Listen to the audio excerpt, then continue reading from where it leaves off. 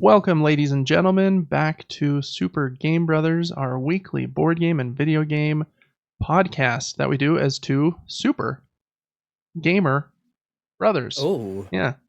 Even though I took the R out, we're not the Super Gamer Brothers. I don't know why, but Super Game Brothers I thought sounded better. It doesn't matter. Excited to be here. Devin, how are you doing today? Happy Juneteenth. Here when we're recording. I have the day off of work because of Juneteenth. What? Okay, I saw something about Juneteenth and I didn't know what that meant. Yeah, June 19th, I believe, is today, right? It's the day that slavery was abolished in the United States. So it's a national holiday, which is awesome. Oh, yeah. Happy Juneteenth to you, too. I am doing wonderful. Yep. I'm breathing. I'm healthy. Wake up every day with a smile on my face.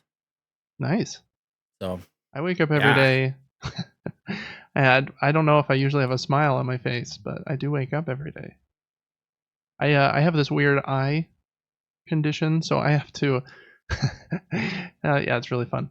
I take my contacts out at night, and then I have to put this cream in both of my eyes, and then close my eyes and kind of wiggle them around so that the cream gets everywhere in my eyes. And then from that point forward, I'm basically a useless human.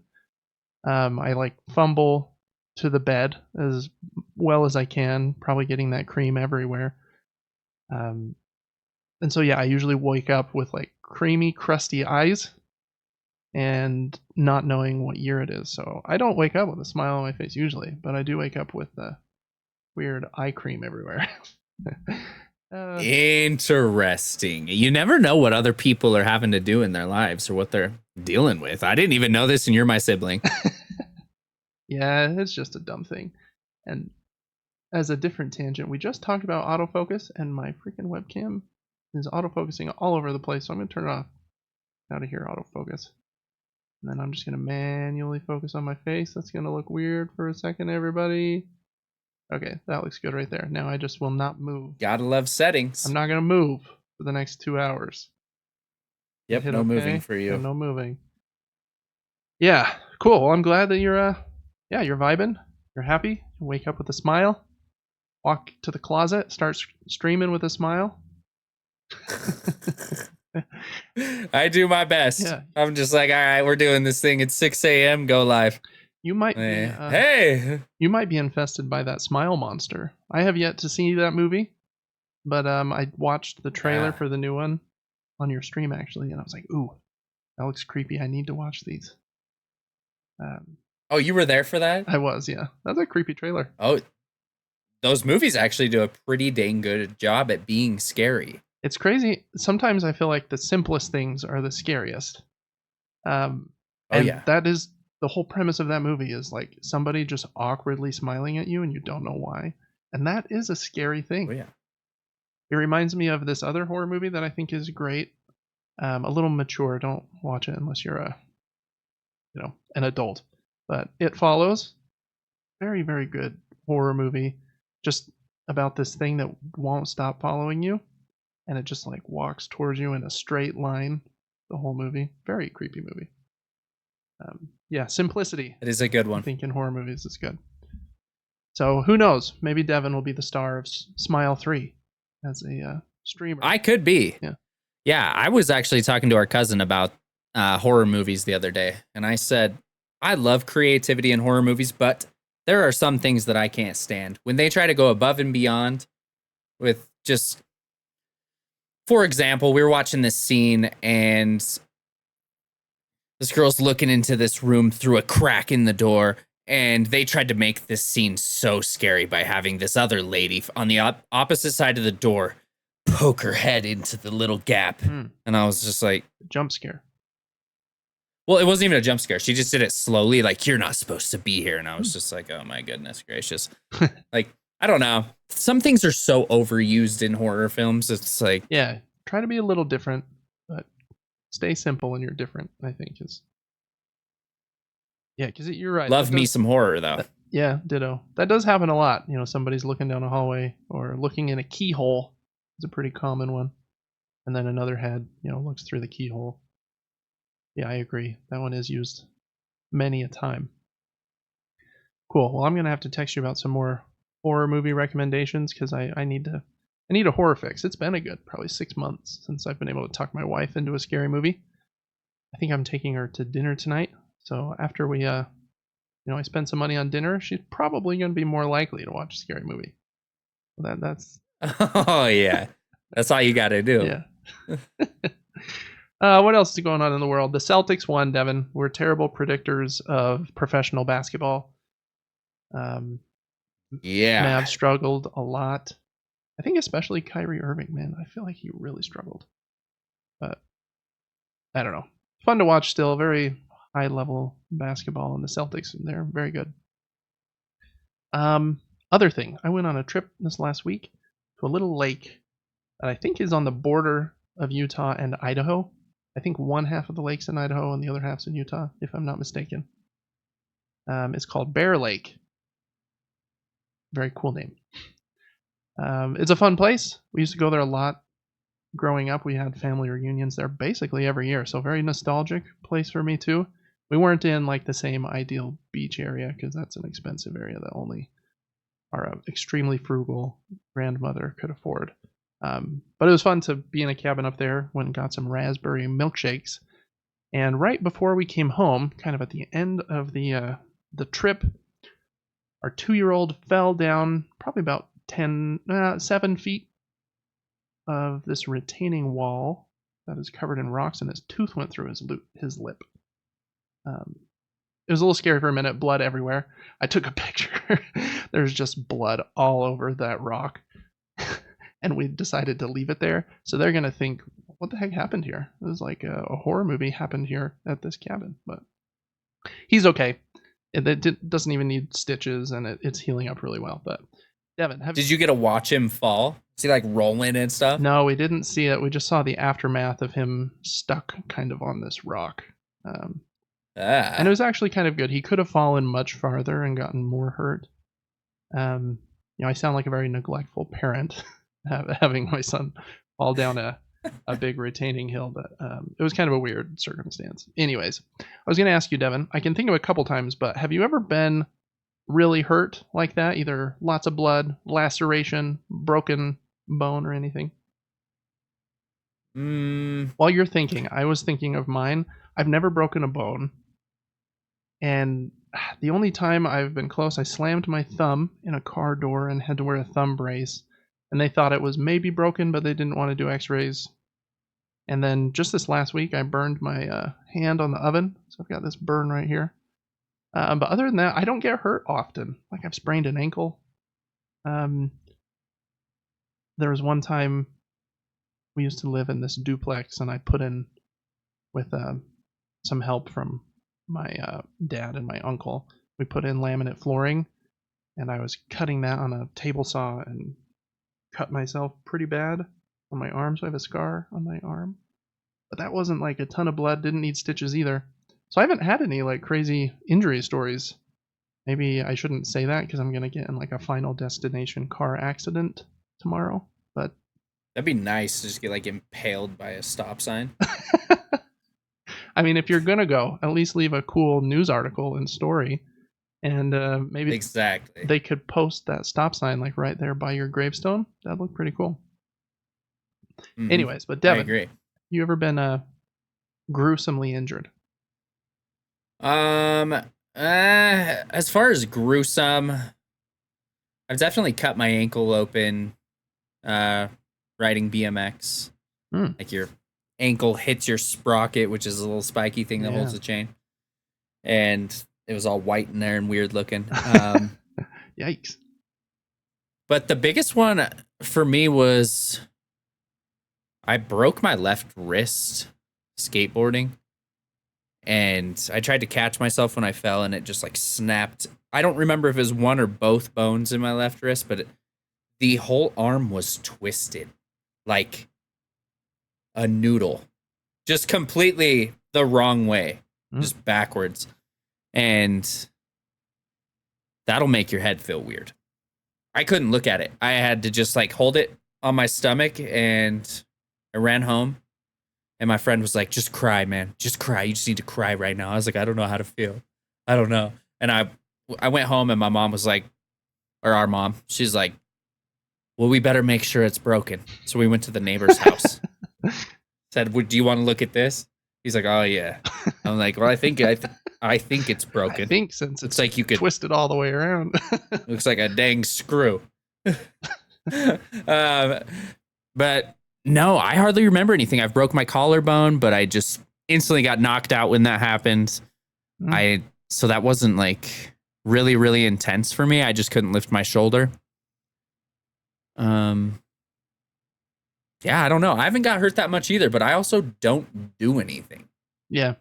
You know what I mean? So I'm not at risk of getting hurt very often. What am I going to do? Trip over my Ethernet cord into my bed? Yeah, we've talked about the floating Ethernet cord. That might be the time that you break a limb next. The one I was thinking of, I think when we were really young, we were playing kind of golf in the backyard with real golf clubs, which was probably not smart. I think wiffle balls this day, because we did have a different day where a golf ball went through a window. But I think we got something stuck in the tree, and I think it was me and you were trying to get the thing out of the tree with the golf clubs. We were kind of swinging them over our heads, and I'm pretty sure I clocked you on accident on top of the head with this metal putter. I think I split your head open. I feel like I have a memory of this as well, but I have no idea. I hit you so probably hard, because I got hit in the head with it. Yeah. This is making a lot of sense, actually. Yeah. How my life has turned out. Mm-hmm. Yeah, it is. Everyone's gonna think I'm not a good older brother anymore, but that was one that came to mind. But yeah, for me, I haven't had anything. Maybe you need to come over here and clock me with a golf club. It'd be even. Yeah, I could get payback. I might feel better. Yeah. Give me a nice scar. Scars are cool. Maybe make sure to like hit me right across the eyebrow. Get one of those cool eyebrow scars that they always give you in the character creation menu of video. The one of 6 face scars. Yep, that's always. And it's always right there. Yeah. So I could be a model for video game character creation screens for the rest of my life. You might make me millions of dollars by hitting me there. That'd be nice to just be a preset for a character in a game. Yeah. Just looks just like you. Mm-hmm. Yeah, that would be nice. All right. Well, hopefully no major injuries in our near future. Be careful of that Ethernet cord, Devin. We need to get that thing drilled through the wall. Or we can just leave the 50-foot cord out the window. I need to do a lot of things. And then I look at all of them and I just go, I don't know. Yeah. All right. Well, yeah, this is our video game and board game podcast. We do it every single week. This is episode number 12. That means we've almost been doing this for like 3 months, which is a quarter of a year, which is like 90 days or so. It's been 90 busy days, but it's been a lot of fun. I don't know what episode 12 is going to be called yet, but we'll think of some fun title for it. Make sure that you join our giveaway. We do a giveaway every month. This month is June 2024. We're giving away this game, or a Calcum, sealed in shrink wrap, brand new, Vanna White right here, displaying it for you. It's a very fun board game. If you are out of the country or don't want the game, we will give you a $50 gift card to Amazon, Steam, PlayStation Network, wherever you would like instead. So make sure to join the giveaway. And check us out on Patreon. That's how we survive and continue to do this podcast. We've got a free tier over there where you can just get some extra videos, all kinds of other perks if you want the podcast early, or to join us for a monthly Q&A video that we do every month, or all kinds of good stuff. So make sure to check us out over there. That's patreon.com/supergamebrothers, not Super Gamer Brothers, like we talked about earlier. Last week was kind of an interesting episode, Devin. We tried something new, threw some stuff in the background while we were talking. I think it was good because there were 6 video game conferences last week, or that we covered last week. And so it would have been a lot of just talking heads. And I do want the audio portion of our show for our audio only listeners to always be like top tier. So I don't think we'll ever like play the audio from the video in the background, but I think we're going to pull some stuff up again today. Let us know in the comments if you like that or if you don't like it. It's helpful for us to have some feedback. But yeah, so we're just kind of experimenting, but if you're on audio, we still love you, and we'll try to keep this top tier for you there as well. A couple more conferences to go through this week, and that'll be fun when we get to it. We're going to start like we usually do with the news Mini-Nuke. In the news Mini-Nuke, we go over kind of the smaller announcements for the week before we talk about the board games and video games we've been playing, and then go into the bigger news segment. All right, for the news Mini-Nuke this week, we got a few different announcements. It's hard to know like which announcements to include here, because if I included every announcement for every board game and every video game, we'd be here all day. But I think this first one's a big deal. Amazon Game Studios makes some video games. I think their biggest one was New World. It came out a couple years ago, and is coming to console, I think, later this year. They have a new game called Throne and Liberty, and I believe it's a MMO that's also going to be on PC, but it is coming to console on September 17th, and they're having an open beta in mid-July. I think we talked about this last week, Devin, but have you had any experience with an MMO? I think Destiny is probably your closest experience, since that kind of is a first-person shooter MMO. Doesn't it mean like massive multiplayer? Yeah, massively multiplayer online, I think. But even like World of Warcraft, which is an MMO, you generally go with like, yeah, there's 100,000 people online playing, and some of them might be in our shared universe, like at the tower, I think it was called in Destiny. But then you usually have your smaller little group that you go out and do the strikes and the raids with. So I think Destiny is, very similar. Maybe the player count's a little lower than like a raid in World of Warcraft that I think is maybe like 12 players instead of 6. But I think it's a pretty similar structure. Is Destiny the only one that you've played in that genre? It is for me.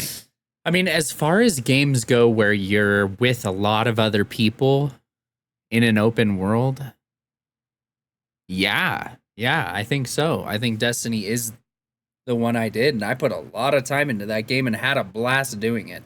Yeah, that one I think pulled in a lot of people because the Bungie's first-person shooting gameplay is like so strong. Coming off of Halo, they make really good first-person shooting games, and so that I think worked for them. Because I think that's kind of the thing I struggle with, even in Destiny, where the gameplay was still really fun. I even played multiplayer for a little bit. If I'm doing too many repetitive things too often, I struggle to stay like super engaged. But I don't know. We've mentioned this many times on the show that we both really liked Baldur's Gate 2, and so I think there is something to be said here about a game like this that looks a little more like Diablo or something, but also has that MMO feature with big boss raids and stuff. So anyways, if that's your jam, look out for Throne and Liberty coming to console on, I think I said already, September 17th, and they're having an open beta in July. So that was the first one. Next up, there's a board game that Devin and I really like, and I actually played it this last week. We'll get to that later. It's called The Veil of Eternity. Very fun card game about... It has a really unique structure. You're trying to put these cards in front of yourself, and then every turn you get to activate some of them that have an hourglass symbol on them. And so if you can set those up to combo in cool ways, you're also limited by the number of currency stones you can keep. I don't know if this expansion was announced this last week, but this is the first time I saw it. But it's getting an expansion later this year called The Veil of Eternity Artifacts. And it adds a bunch of new cards. I can't remember the number, but I think it said 50 or 60 new cards, which will be great. So there's more variability. And then I think it's adding a new type of currency called artifacts. There's only a couple pictures there up on Board Game Geek, but wanted to give a shout out to that game since the game is really good. I need to review that one on my board game channel. And you said I played this? Yeah, just the left side, The Veil of Eternity. It's the one with the cards. That it's kind of similar to. You should just click here on Board Game Geek back to Veil of Eternity, if you can, and see if you remember what any of those cards look like. But yeah, it's kind of similar to at the top. If you see expansion for Veil of Eternity, click on that text there, Veil of Eternity, right to the right of the up just a tiny bit, right there. Kind of Pokemon-like cards with like some are dragon types and some are water types and fire types. And you get a key. Oh, and you can end up spending more money than a card actually costs because you don't get change back. You don't get change. Is that this for game? The token. That is that game. Yeah. Yep. Very cool game.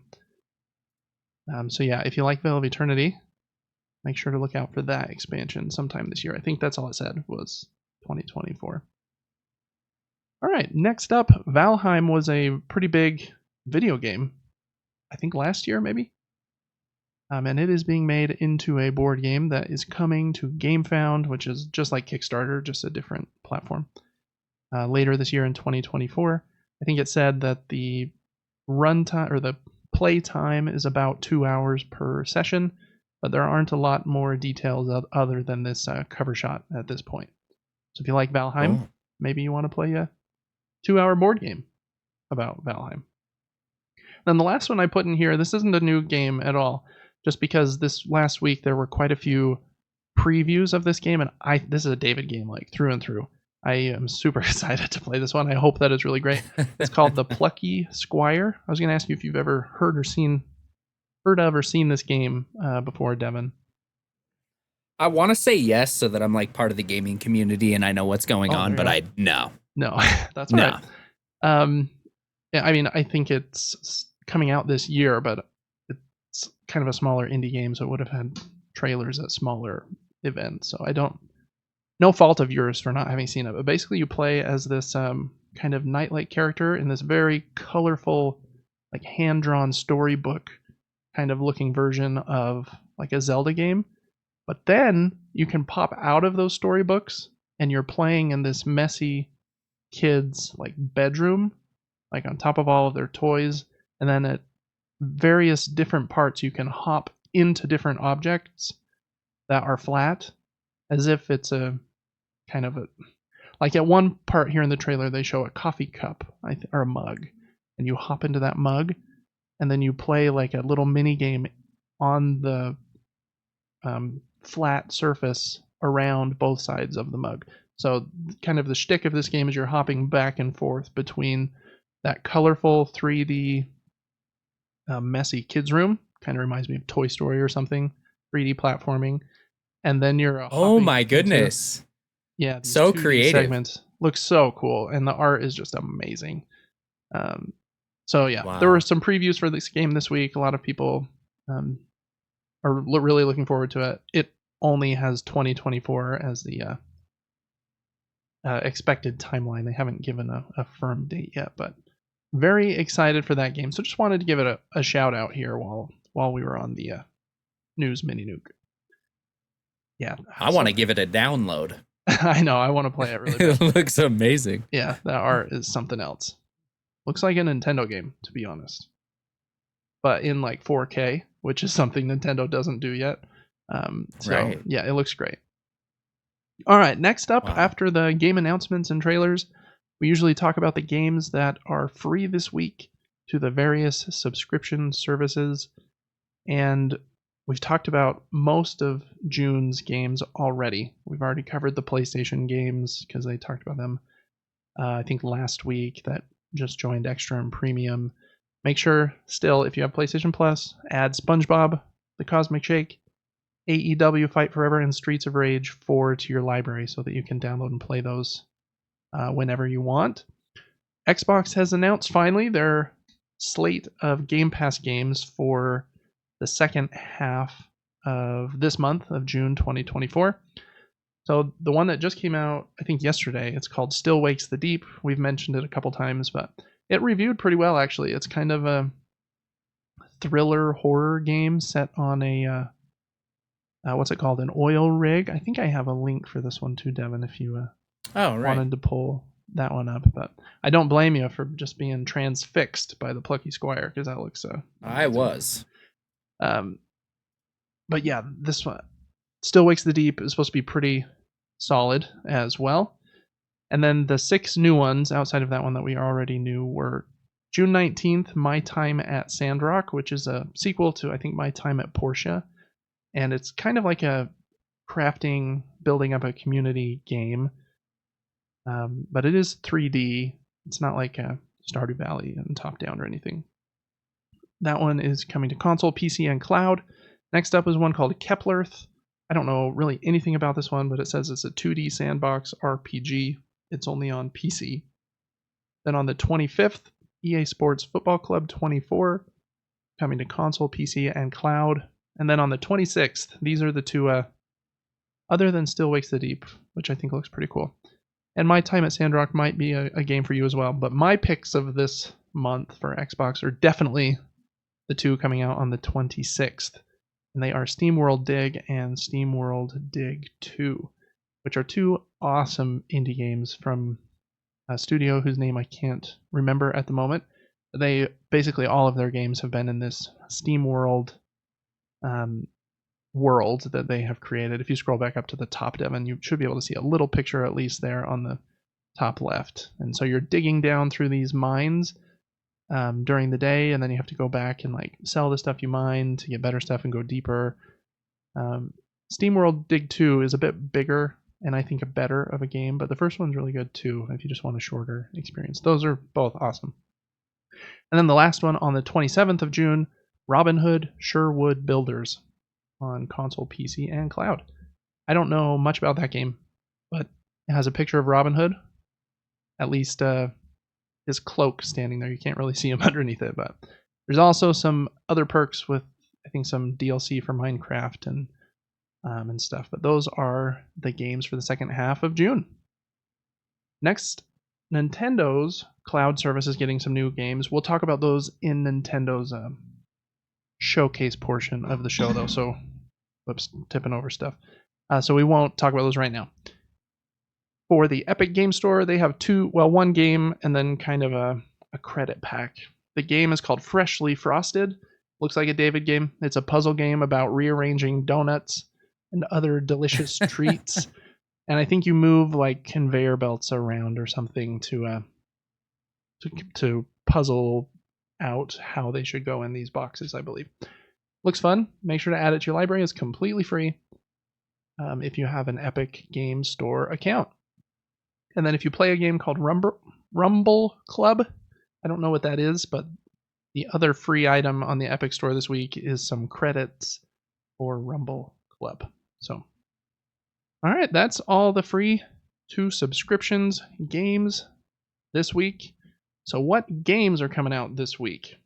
I already mentioned Still Wakes the Deep. So we'll talk about that one in a second, actually. The first big one is not out right now, but since it's such a big deal, all of the reviews basically are out already. So we're going to talk about it now anyways. Elden Ring's expansion, Shadow of the Erd Tree. It's going to be humongous. I think it comes out on Thursday night at, I think for us, it might be 10 o'clock p.m. It's either that or midnight. I can't remember. But yeah, the huge expansion, currently sitting at a mighty 94 on OpenCritic. It has the highest score of any DLC expansion ever. Yeah, it everyone loves it basically.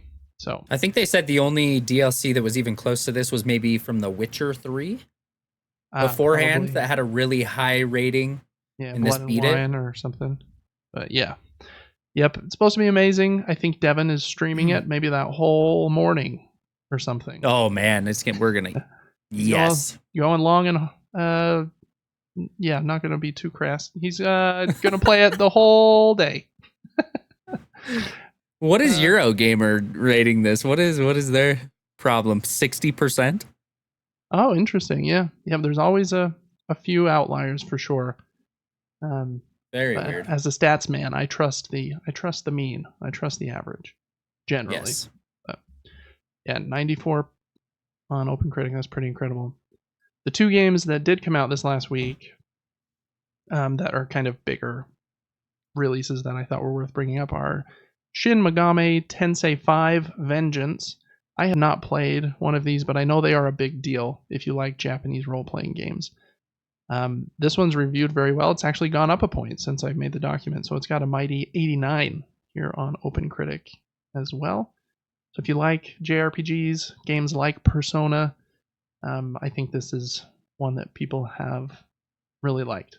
Probably very long. Yeah, really cool character design in this. Yeah, they've kind of are leaning into like the kind of similar to Persona in my opinion, like Jokers and like court jester kind of vibes. Yeah, it almost looks like face cards. Yeah, exactly. Yep. And then the other one was Still Wakes the Deep, the game I already mentioned. That is free on Game Pass. It has a strong 76 on OpenCritic, and it is available on PlayStation and PC as well. And yeah, it's I think a walking simulator, but like a thriller horror game on this oil rig. It's supposed to be pretty solid, and the graphics look pretty good from this yeah, it looks nice. video here. So if you like that kind of game, which I do sometimes, I'm a little picky with them, but a good one can kind of pull you in. Those were the 3 games I thought were bringing up or were worth bringing up this week. There are also quite a few new board games this month. The board game world is kind of crazy right now.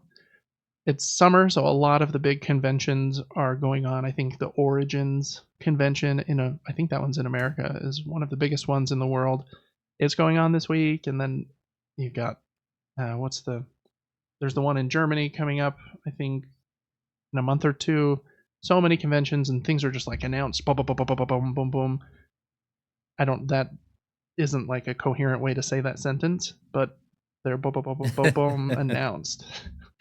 So I wrote down 6 games that I think look notable to me that should be releasing this month according to the internet. First one is called, I don't know if I'm pronouncing this right, but Agueda, City of Umbrellas.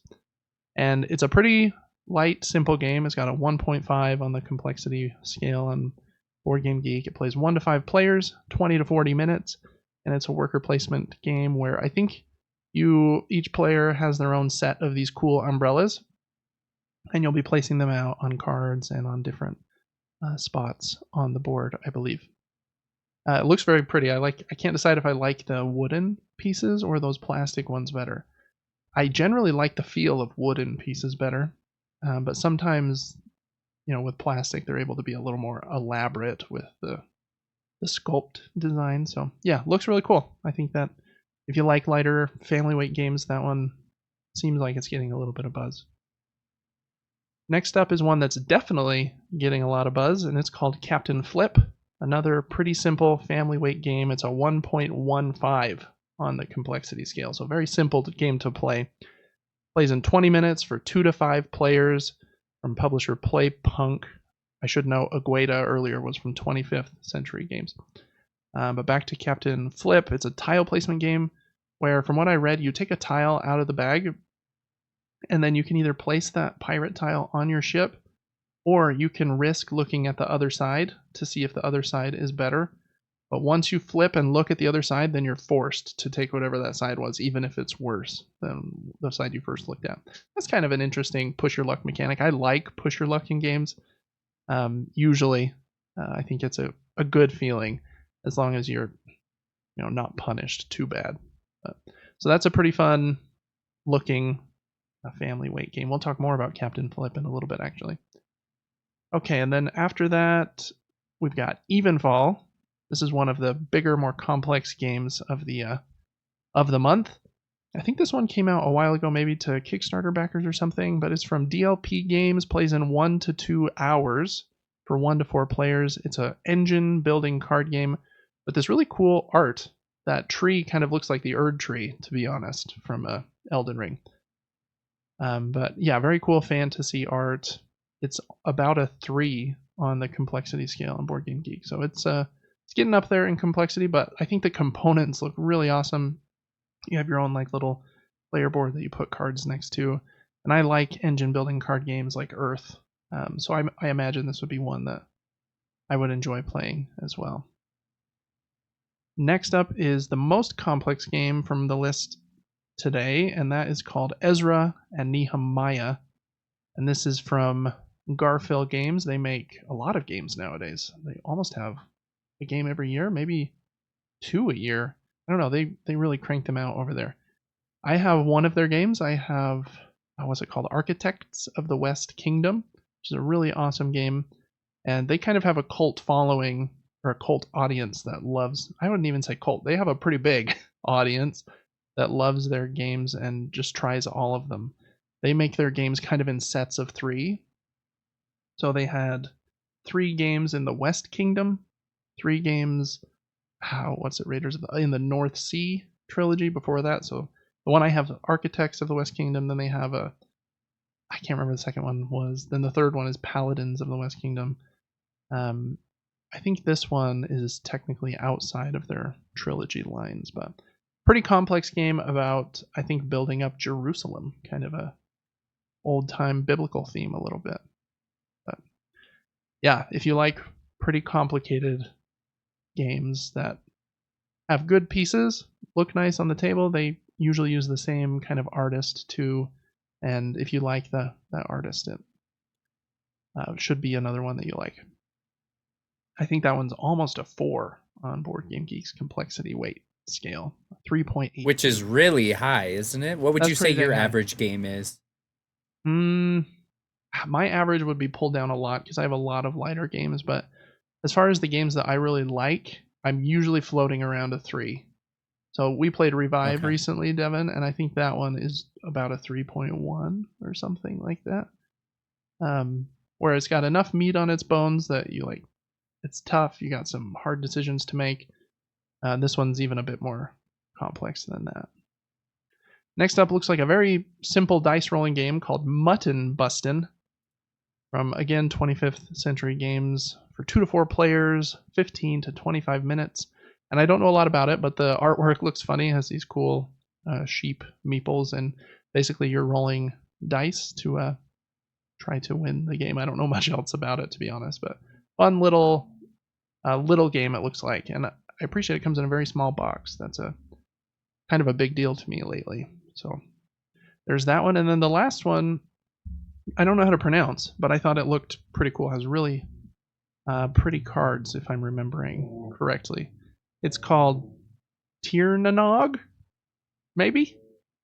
Tirnanog. This Norse mythology theme, maybe?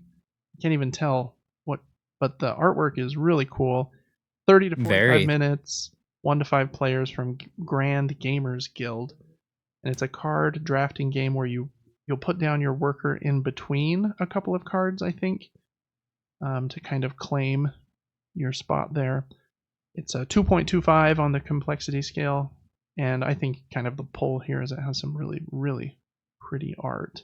So hopefully the gameplay can match too. I'm excited to look up some more about it. I think it was a Kickstarter game, so it's probably delivering to or already has last month delivered to backers. Anyways, lots of cool games. Which of those 6, Devin, do you think looks... It's hard to judge a book by its cover, but judging these 6 games by their covers, which one do you think looks the most like a Devin game?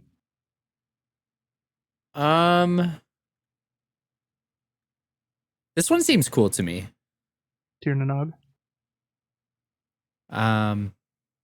Yeah, I agree. I mean, that Erd Tree looking one was kind of cool. I mean, yeah, I'm both of those... I'm judging them based on their art. Like hardcore. Okay. I kind of am as well. Some of, like Evenfall, I've watched a couple reviews for, and so I know a little bit more about that one. But Evenfall and Tirnanog both seem like they're somewhat similar in that they're card games with very pretty art on the cards, and you're trying to build up, kind of a tableau of cards in front of you. So, yeah, I think both of those were the 2 that I was most excited by from this list as well. Ezra and Nehemiah looks really cool, but I don't know. It's hard for me to get a game that is complexity level almost 4 to the table. Alrighty, now we're at what we have been playing, and lots of stuff here, to be honest. I'll start really quick with just a couple of video games, since I've only played a couple this week, and then I know Devin has quite a few, and then I've got quite a few board games, so we'll just kind of go back and forth that way. this week I played 2 video games. The first one was I played. Well, I guess I should explain a little bit. My brother-in-law brought his Nintendo 64 up to Bear Lake. Wow. He has an original one with, I think he had 5 or 6 controllers, and he brought a few games. We were only able to play one game just due to time, but he brought GoldenEye, which is super awesome. He also brought Excite Bike 64, which I've only played a couple times, but I know is a very nostalgic game for my wife and for my brother-in-law. But the one that we played was Super Smash Bros., the original on Nintendo 64 that I think only has 10 or 12 characters. So it's kind of, I've played quite a bit of Brawl and Melee and what's the newest one? Ultimate. So going backwards, I'm like, okay, yeah, I'm gonna play as Diddy Kong, and I'm like, oh yeah, wait, he's not in this game. So there's a little bit of that trying to decide who to play as, and you forget how pixelated the graphics were when you are playing a game like that for the first time in a decade. But yeah, super nostalgic game. It was a lot of fun.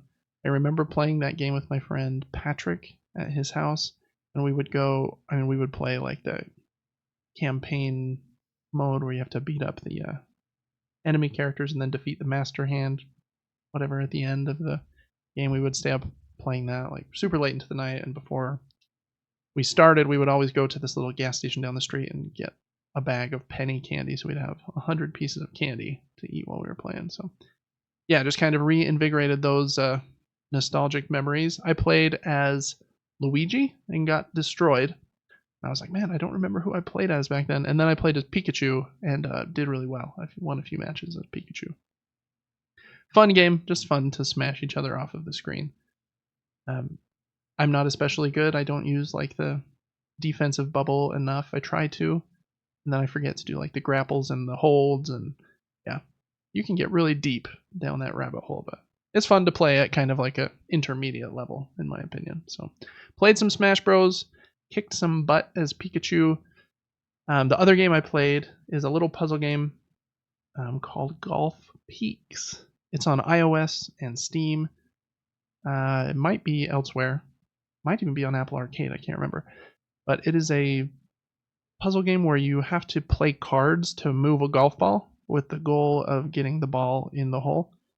And yeah, very simple, kind of minimalist puzzle game, but it's very fun. I bought this trio, or like a bundle on Steam that has 3 games from the same company that made Golf Peaks. And so I'm going to play this one first, then there's one about sushi, and then their most recent one is about trains. And so I'm going to play them in that order. I think I mentioned this bundle maybe last week, but Golf Peaks is a lot of fun if you want a minimalist puzzle game that you can play on your phone. I've been playing it on my Ally, and you can play it on the Ally with the same touch controls that you would have on your phone anyways. Or you can use the joystick and buttons if you want to. But Golf Peaks, it's a good time. Not like the greatest puzzle game ever, but for just something you want to blast through a few levels on at night in bed, it's pretty great. So that's all the video games I was able to play this week, though. Smash Brothers and Puzzle Golf for me. Yeah, I feel like you play, I would say, more board games than you do video games. Yeah, you feel like that's happening? I feel like I ebb and flow a lot for sure. I'll have some times where I'm not able to play like any board games and I'm like heavy video game, and then it kind of flops the other direction. So this is definitely one of those weeks where I've got more board games for sure. Well, I have no board games, but I'll go over the video games I've been playing. I think we covered this last week. We did finish Cyberpunk's 2077. Game was beautiful.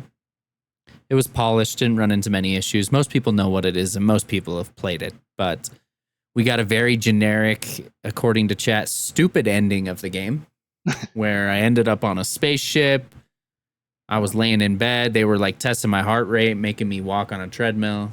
I don't know. Everyone's like, why'd you choose this ending? Why would you do this? I'm like, I just play the game. I don't know. But I'm glad we moved on from it. The game was amazing, but also very dirty. So I didn't love the game for that reason. Yeah, a little Never heard intense, so but many F-bombs in 10 minutes of my life, I don't yeah, think. it's kind of like futuristic Pulp Fiction, the video game for sure. It's just how hardcore can we be the entire time you're playing? Yes, it was hardcore.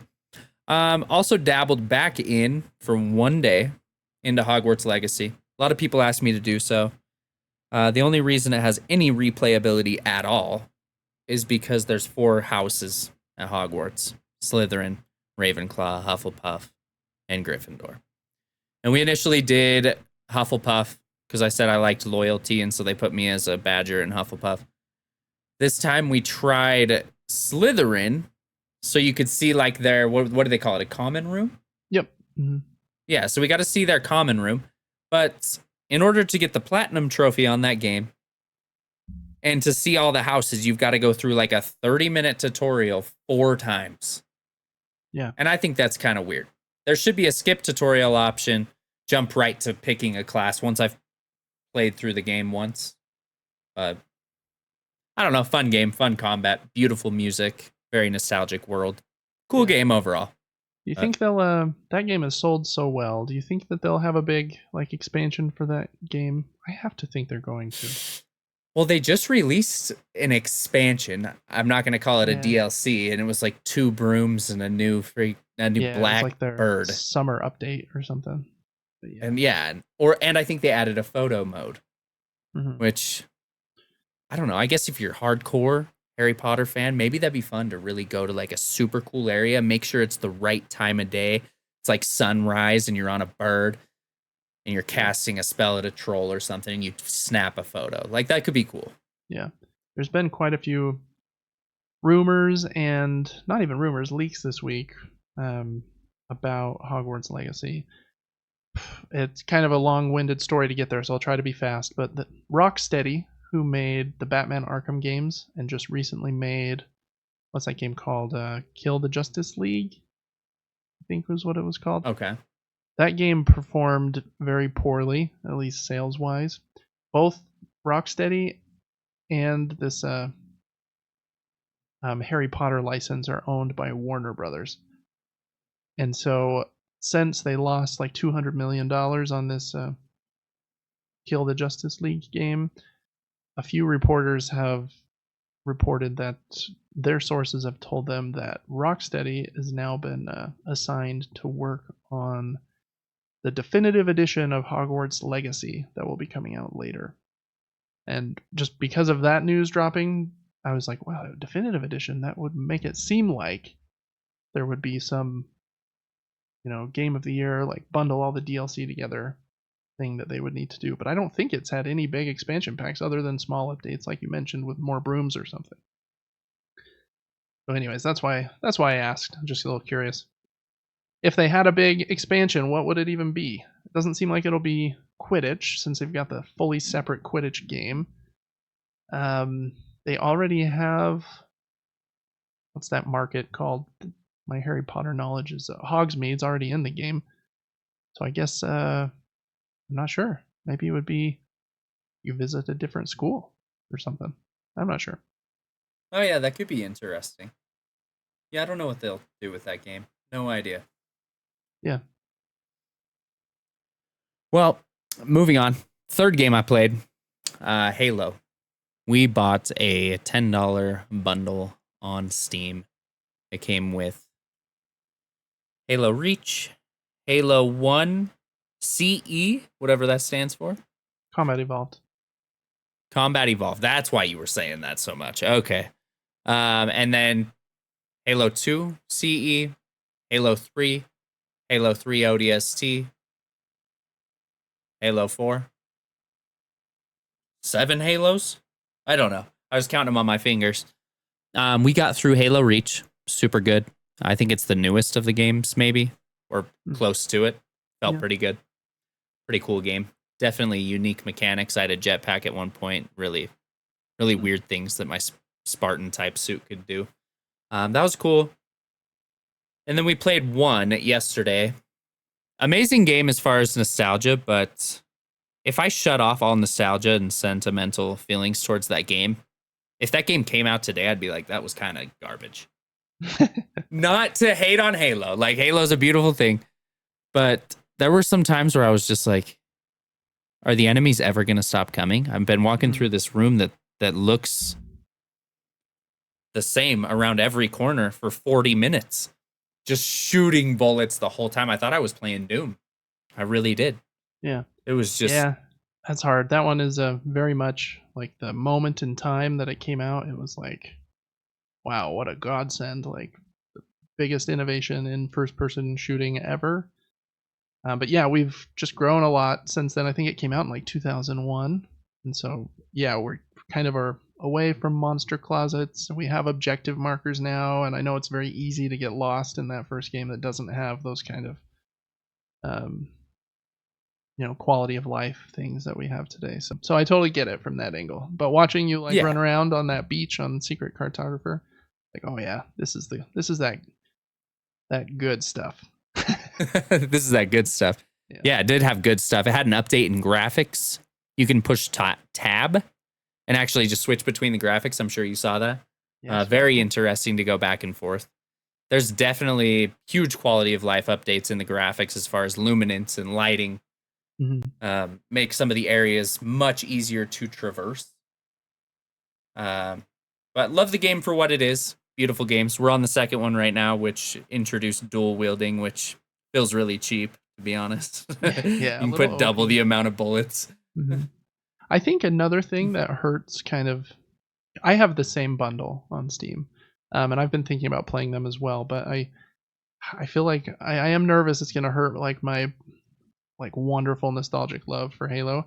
I think a lot of what helped like propel Halo was beyond just the kind of the upgrade that was in first person shooting, that nobody had ever made a game that played that smooth like that, at least on a console. The multiplayer suite was so important to those. Like, yeah, you'd play a mission or two of the campaign and like have a good time seeing the flood for the first time and throwing the blue sticky grenades on some grunts and watching them run and scream. But then you'd go to Blood Gulch and have like the best time, with your friends. And I feel like I think that multiplayer might still be in the Master Chief Collection. But yeah, I think that definitely helped back then when you're waiting 2 years for Halo 2 to come out, but you're playing so much multiplayer of it and just having a blast that it made it seem probably longer and more fulfilling than just like sprinting through the campaigns would feel like today. I totally agree with that. I agree. I think multiplayer is what I remember the most from them, actually. And trying to learn how to get better. The movement in Halo is so unique that you can't really dodge, roll away from things. You're pretty limited as far as strafe speed. And you can get caught in the air jumping, and then you're slowly falling, just getting shot by. Right. So you got to be really strategic with grenade distance. The grenades throw a very straight baseball arc. You can launch grenades in that game. Yeah. Like 200 yards. It's ridiculous. And so really, really unique mechanics. I would say you are correct as far as multiplayer goes. That's something I had kind of forgotten about. Yeah. Because I didn't love it in Infinite. Like, it was fine. Honestly, it was kind of fun in Infinite, to be honest. But I wasn't like, oh my gosh, I need to just prestige this character and go, go, go. Yeah. You're on to Halo 2 now, right? Yes. That one's probably my favorite. But yeah, the dual wielding, it is crazy. Well, you got a shotgun in one arm or a pistol in the other. Actually, I don't think you can duel with the shotgun, but yeah, you can do some crazy combinations of guns in that one. And just the story with the Arbiter and the Prophets and stuff. I think 2 is really cool. Yeah, the Arbiter's cool. I agree. Yeah, that's been fun. Super nostalgic games. The last thing we played, we just dabbled a little bit in today, was Golf with Your Friends. A $5 game on Steam. I think you can play with up to 12 people. And it's just funny. Very difficult, very, not defeating, but just a brutal mini golf game that you can't ever really see the flag and you're just kind of guessing what you need to do, how much distance to put behind the ball. And Um, that game's pretty fun. Honestly, it was a good time. We just got on Discord and talked with friends, and you all get a hit at the same time, so you're not taking turns to see who can finish a hole with the least strokes, that type of thing. Yeah, it looked fun watching you guys play and laugh. Seemed like a good time. The one thing I was surprised by, I'm surprised there isn't a button that you can press to do like a sky camera or something, like an overhead view, or like when you transition to a new hole. I'm surprised it doesn't take 10 seconds to just like show you the hole from like some zoomed out level, so you at least have a reference point of like, okay, there's a Yeah. loop-de-loop here, and the hole's Like way Mario over there. Kart. Yeah, exactly. I was surprised it didn't have that, because that seemed to be the difficult part. Like, you could only see from your ball, and you're like, yeah, it looks like I need to go over this hill, but then you shoot over the hill and it's a cliff, and you're like, well, I would have no way of knowing that. Yeah, there was an overlay on the screen that said hold C for free cam, and I kept trying to do it and nothing would happen. Oh, interesting. And so there might be something in place there, but I'm unsure. Yeah. But other than that, I've been gaming. Yeah, Just that's a 'cause lot. That was a lot of games. Yeah, I mean, you finished Cyberpunk, one of the biggest RPGs like ever made. Played some Hogwarts Legacy. Finished like, what's that? 2 Halo campaigns and started a third one. I think that's a pretty solid week. Cool. All right, on to board games. I've got quite a few here. I'll try to be kind of quick since I've talked about most of these before. Most of my gaming this last week was on the vacation to Bear Lake.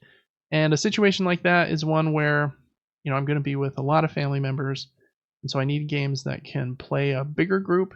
And generally, it's not the kind of space where I want to take something like Root. It's going to be 3 hours. And not everybody wants to play something that complex. So it's generally simpler games that play in a shorter time frame that can play a lot of people. There were 2 games that I didn't bring that my sister-in-law and her husband brought. They brought Nerds. If you've ever played that, it's basically a card game, kind of similar to like, I don't know, solitaire with a little bit of speed element. So each player has a deck of cards, and next to your deck of cards, you have 4 spots that you can build like solitaire columns in. And on your columns, you're playing basically regular solitaire. You have to put like a red card, then a black card, then a red card in descending order from like 8 to 7 to 6, like solitaire. Then between all of the players who are doing that separately in this middle area, as soon as somebody has an ace, they can play it out to the center area.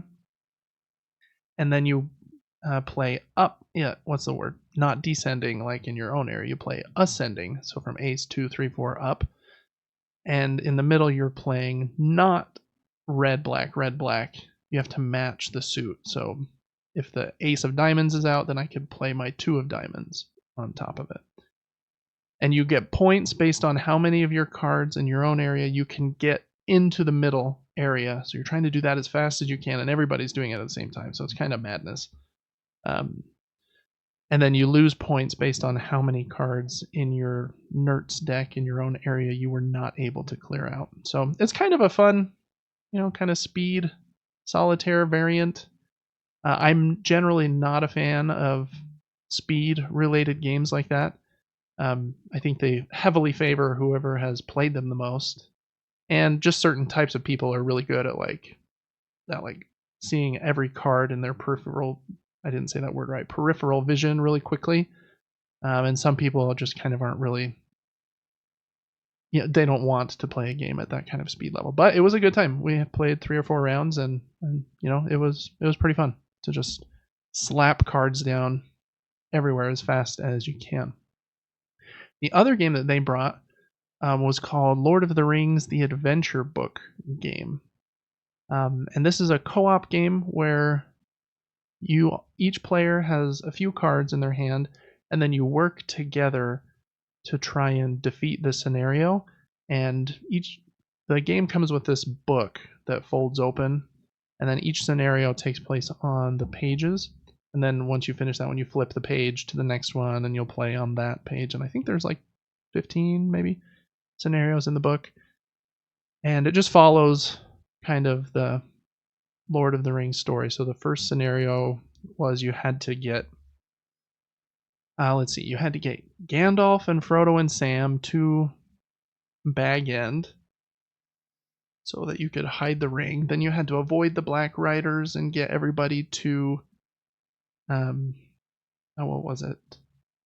To, to Bree without being hit by the Black Riders. And then you have to get all of the characters to Weathertop, and you pick up Aragorn along the way and stuff. So it's a pretty simple game. It's kind of a movement puzzle where you're trading cards back and forth with your the people you're playing with, and trying to make sure you complete every mission that you have to on the page without triggering the lose condition. And in that first scenario, the lose condition was to be seen too many times by the Black Riders. We then played the second scenario, which was very interesting. It was the Council of Elrond, and so you had to control all of the Legolas and Gimli and Boromir and Aragorn to try and get everyone to the places on their board or on the board where they would remove their pride token before Elrond moved all the way down the track. So it was kind of establishing the peace at that council. And that one was a bit trickier of a puzzle. But there weren't any villain characters on it. It was a little interesting to just move Legolas and stuff around. But the third one would have been Moria, and you have to with Gandalf defeat the Balrog, and with the other characters fight off orcs and stuff. So we didn't get to play that one though. So we played that game for a couple hours. It was a fun time. Probably not a game for that I would buy, but I'd happily play it. I'm not a huge fan of co-op games, but it was light enough and fast enough. I think we played a scenario in 30 minutes on average. That it was a fun time. So if you like Lord of the Rings and like board games where there's no competition, since you're all working together, and like games that aren't uber complicated, then that might be a game for you. Lord of the Rings, the adventure book game. Then there were a few games that I took that we played.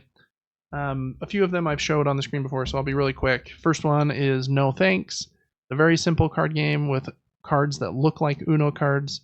This is a much better game than something like Uno or Phase 10, though, about bluffing and deciding when to take a card and when not to take a card. The thing I like about it, it plays in 10 minutes, and you can play up to 7 people. So really great game. I think you can get it for $10 on Amazon. So great game. No Thanks. We then played My Gold Mine, another great game. It's a little more expensive, but it's a push your luck game where you all play as a dwarf in this mine, trying to get as much gold as you can before the dragon kind of burns the whole mine down. I like push your luck, especially in lighter, shorter games, since this one takes 20-25 minutes and it's 3 rounds. Each round only lasts 7 minutes, so even if you get killed by the dragon in the first round, you're not waiting very long to continue playing. Very cool game. A little hard to find. I had to import it from Europe, but it is a very cool game. Cool components with these nice kind of plastic gold pieces. I love a good where is the side? Magnet clasp on the side of the box to keep it closed and together. That one's a good one. Speaking of magnet clasps, the next game we played was Long Shot the Dice Game. Very fun horse racing game that plays up to 8 people. This one was the most complicated of the games we played there, but it's not. There's just a few actions you have to explain. So while I was teaching it, I was like, I think I'm losing my mother-in-law a little bit. But after we started playing, you roll a dice each turn. Actually, it's a couple dice each turn that will move the horses along this horse race, and then you're betting on horses, buying concessions, buying jerseys and stuff for different horses. And it's a really fun time. Everyone was super into it after I was able to finish teaching it. Very fun game. I prefer this to Camel Up, which is a very popular kind of similar-ish racing game. This one's shorter, fits in a smaller box. Again, magnet clasp. It's a great game. Long Shot the Dice Game. And then the last one we played, it kind of got interrupted, and so we didn't fully finish, but we played a couple rounds of a trivia game that I, again, have shown before. It's called Half Truth. It's a trivia game where you don't have to be good at trivia to have a good time or even win. You just have to decide when you want to kind of double and triple down if you really think you know the answers on the cards, and when to play it safe. Fun game, especially because trivia is a genre where whoever plays the most trivia games or just kind of has the most trivia knowledge will generally just destroy everyone. But this one is so unique in that most of the cards are very difficult to know which of the 6 answers are true and which are false. And so it's more about positioning and deciding, okay, this time I'm only going to guess 1. But then this next card, I do know this one, so I'm going to guess 2, or if you really know it, to guess 3. It's a fun trivia game. There's over 500 cards in the game. I've played this game probably 5 or 6 times, and we've only used, I think, half of the first deck of cards, and they're 100 cards each. So we've only used 10% of the cards so far. So really cool game if you like things that are trivia adjacent. I think Half Truth is a winner. It has these really cool poker chips that come in the game too, so it's fun to play. I think everyone I've played it with has really liked it. You can play 6 players, but we usually play it in teams of like 2. So we played it with like 4, or actually a couple weeks ago we played it with 6 couples. So we played 12 people. You just kind of talk with your teammate before you make your guesses. Very fun game. And I think that, I've got one more to talk about. You were right, Devin. Lots of board games. Holy cow. If you want to check any of those games out, check the description of this video.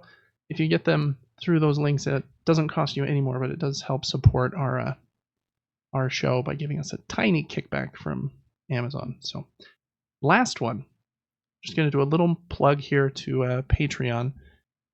One of our Patreon perks is that you can be at the monthly Q&A level, which gives you our show 3 days early, gives you all of our exclusive episodes, our advanced episodes that we do once a week, also gives you access to ask questions to this show, and then we do a monthly, like, big, longer Q&A. Another perk at that level is you can play board games with us on Board Game Arena. So a video on Patreon I did this last week was kind of an explanation and a tutorial of how to use and what Board Game Arena is. And I think probably the first 10 to 15 minutes of that video was me just explaining what Board Game Arena is and how it works. Then, after that was done, I just decided to play 2 games on Board Game Arena. So if you want to see the last hour and 20 minutes of that video, that's what I did there. The 2 games I played were Welcome to Your Perfect Home, one of the most famous and well-loved roll and write, flip and write games. It's really great. It's one of my wife's very favorite games. And then the other one was the game we talked about earlier that's getting a new expansion called Artifacts: The Veil of Eternity. So you can play that game fully on Board Game Arena. It's a really good implementation. And anytime I play on there, I realize how much better at games people are than me. It's a little hard because you'll come across people that have played the game 100 times, that are just going to crush you, but it's a fun time anyways. You can set the Board Game Arena to, you could just play it solo, or you can, and it tries to match you with people around you have a ELO score for each game you play. So it tries to match you with people around your score. You can even set it to only match you with people that are your friends instead of random. So you got tons of options there. And I think they have over 900 games on that platform. Very awesome platform. You can play totally for free. Yes. So check out that video on Patreon. Really recommend Board Game Arena. And those 2 games, Welcome to and The Veil of Eternity, are awesome. I own them both physically, but they are also awesome on Board Game Arena. Woo! That was a lot of games. Those are all the games I played this last week. And I do have my weekly board game night tomorrow with kind of the guys in my neighborhood where we play bigger, more complex games usually. So I'll have one of those at least to talk about next week as well. All right, that was what we have been playing. So next up, we've got the news segment of the show. And last week we talked about 6 video game conferences. This week we're going to cover 2, one of them being a very small conference, and then the other one being kind of the last big one of this summer season. So the first one was the showcase from Yacht Club Games. They made Shovel Knight like a decade ago, and Shovel Knight was a big hit, one of the very first like video games that was funded on Kickstarter.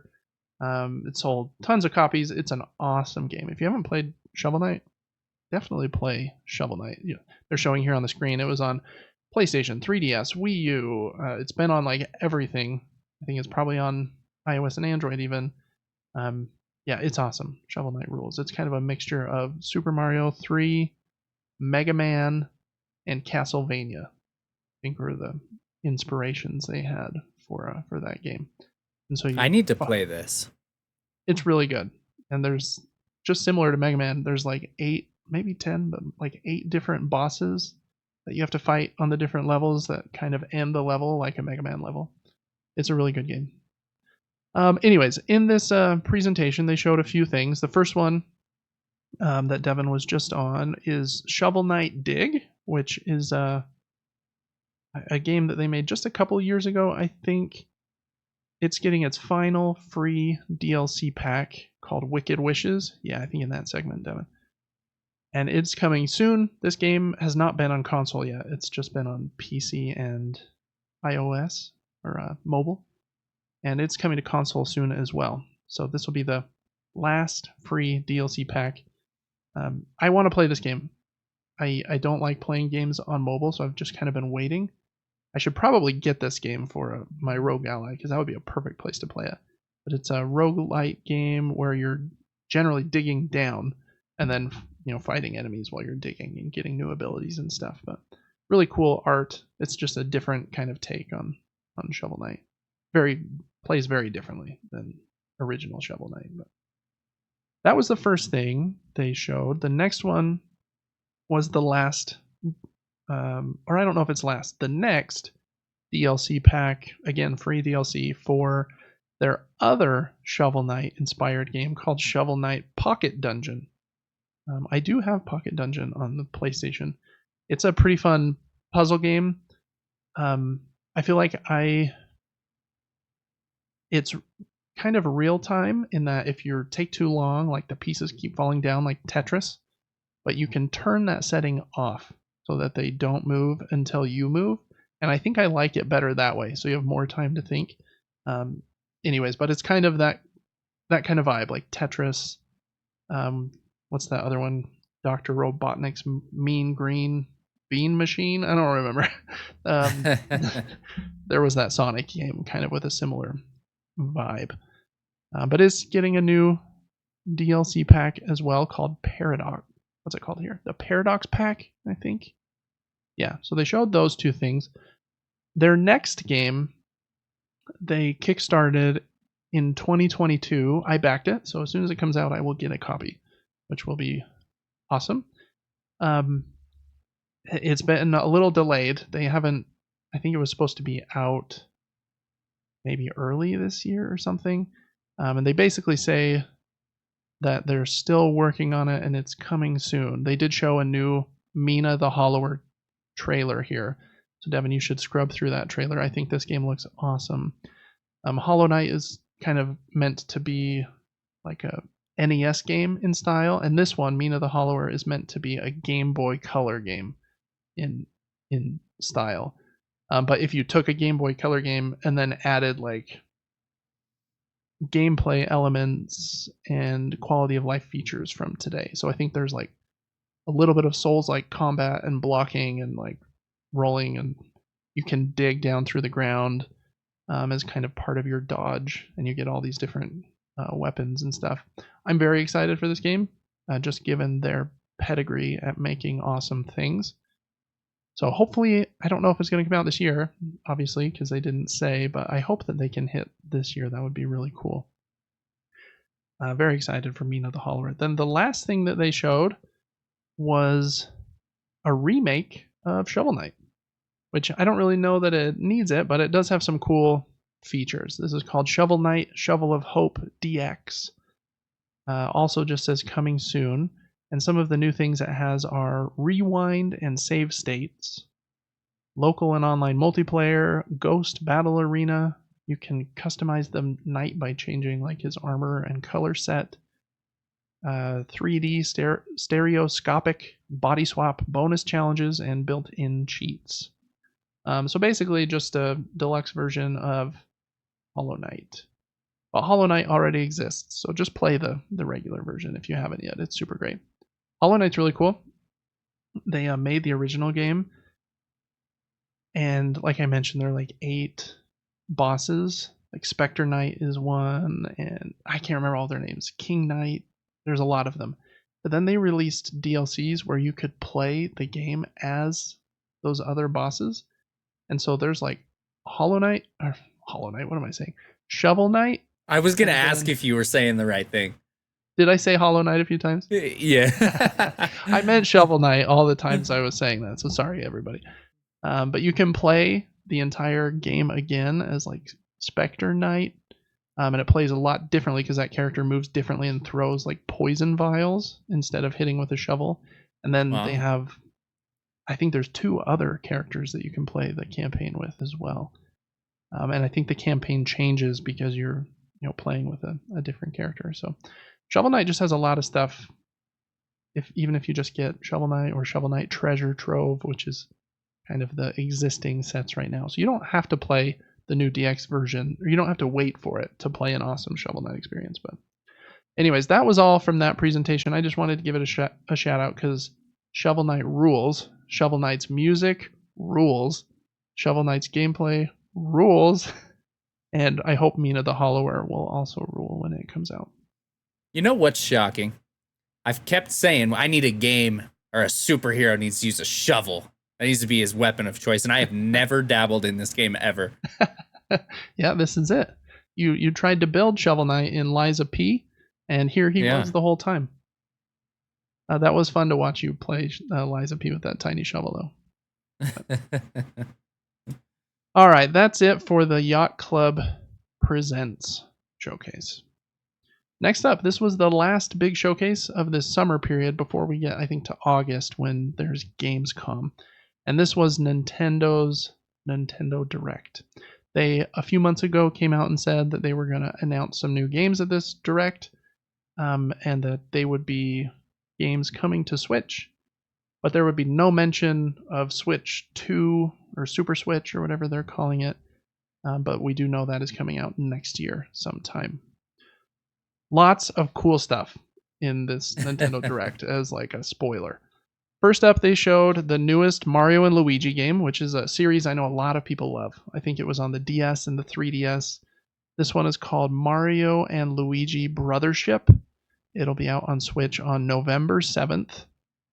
And it's kind of a turn-based RPG, but it has this like platforming action sections and like a funny story as well. Kind of reminds me of Paper Mario in its combat, in that it is a little turn-based. You have to like choose which actions you're going to do, but then like button prompts come up, and if you hit them at the right time, you'll get like double attack power, and if you hit A right when you land on the character, it'll do more, and you get to do these cool like Mario and Luigi super moves together. I really like the art style too. It's like there's this art style in video games called cell shaded. It kind of, I don't know how to explain cell shading, but cell shading was used a lot more in the past. But this game isn't exactly cell shaded, but it kind of has a similar look. There's kind of this like glossy, like shiny paint vibe to all of the art, and I think it looks really cool. Anyways, they opened with that, which I think was a big deal for everyone. Looks really cool. November 7th, just saying again. Next up was a new game called Nintendo World Championships NES Edition. It's out on July 18th of this year. And it's just a bunch of like mini games, I believe. In the past, Nintendo had these actual tournaments called, I believe they were called the same thing, like the Nintendo World Championships. And they would make like difficult segments from like Mario or from Donkey Kong Country in these like very unique cartridges, and then at those championships, all the players would compete to see who could beat those segments in like the shortest amount of time. And you can actually still buy some of those cartridges, like the Nintendo World Championships edition of Donkey Kong Country, like exists. I have a virtual version of it, like on my Super Nintendo emulator and stuff. And so this is just kind of like an official version of that. It has all these games and different modes where you can start with, I think, 12 different people to see who can get the farthest, and then every like minute, a few of them are kicked out. It looks kind of fun if you like that kind of old school style gameplay, hopping around these older games. It even has this cool deluxe version with this gold looking NES cartridge. Next up was a game I hadn't heard of called Fairy Tale 2. Comes out this winter. Nintendo showed a lot of these. I mean, Nintendo's a Japanese company, so it makes sense. But they have a lot of partnerships with companies that make Japanese role-playing games. This one's from Koei Tecmo, and yeah, it's called Fairy Tale 2, coming out this winter, and kind of has, I don't even know, more colorful Final Fantasy vibes to me. I'm very picky with the kinds of games in this genre that I play. I've Final Fantasy 16 I played recently and really liked. I really like Ni no Kuni, but that's more of like a slightly different slant in my opinion. So yeah. Anyways, Fairy Tale 2, if you are interested in that, it's going to be out this winter.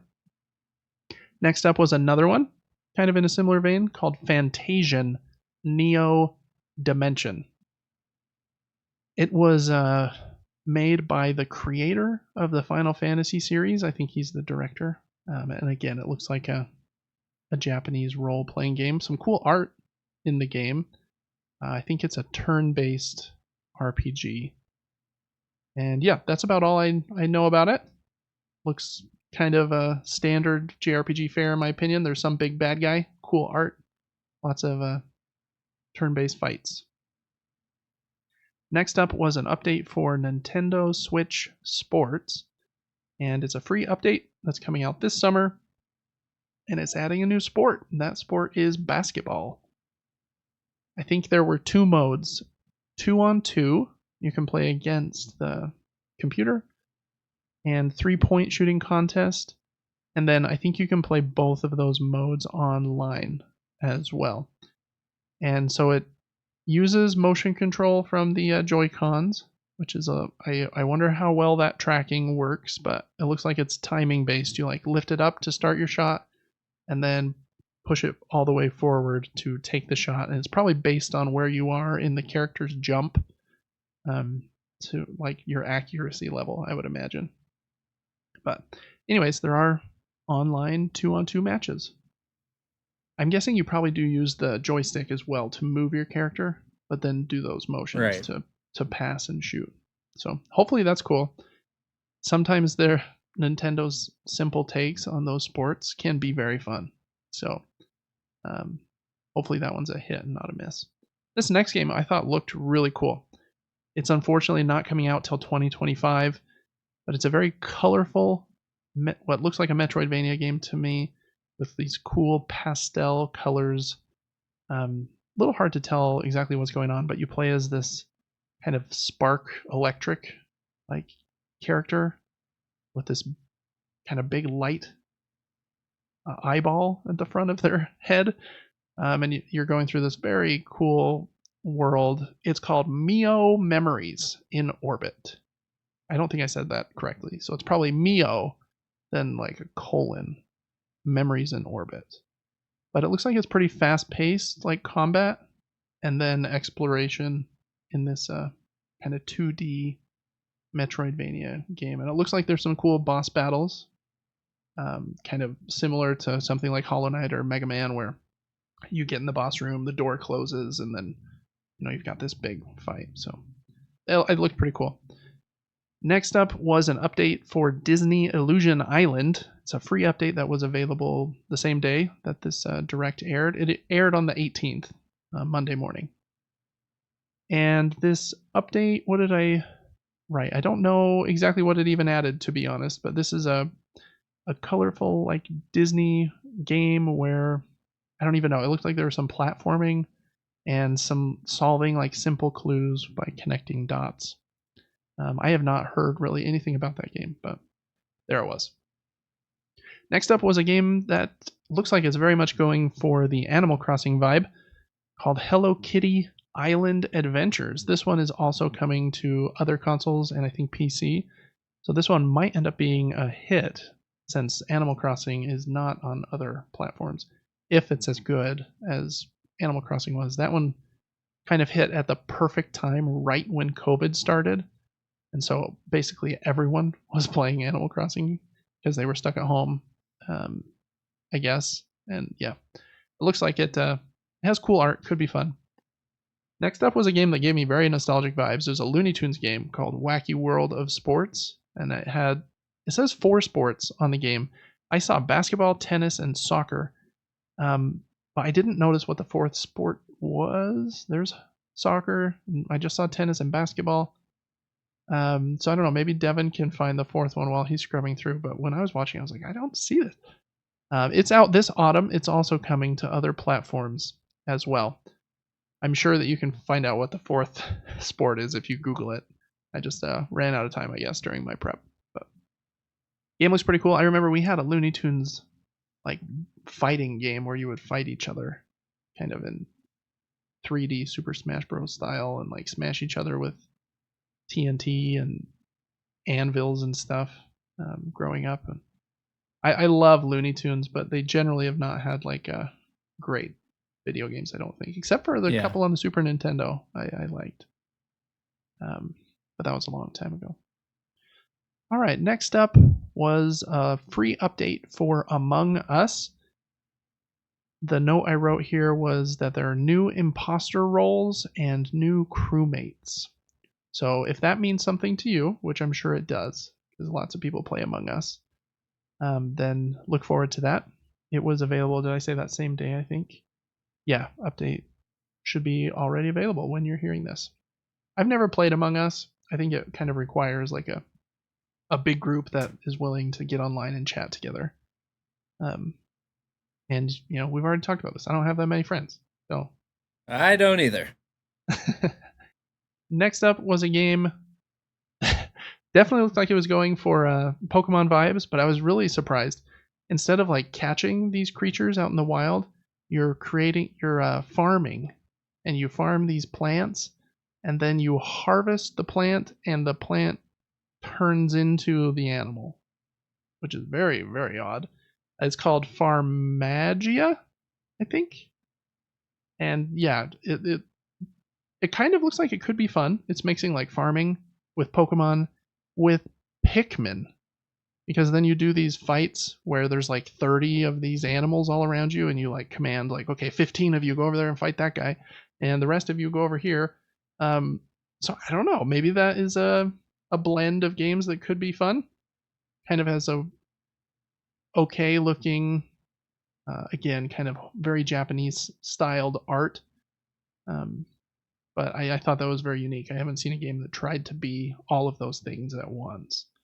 That was, yeah, Farmagia on November 1st is when it comes out. Next up, a banger for David.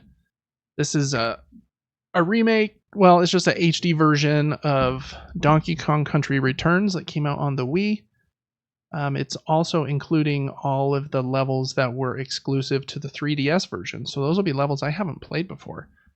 This comes out on January 16th, so not till next year. I do have this game on my Wii U with the Wii disc. So this game rules.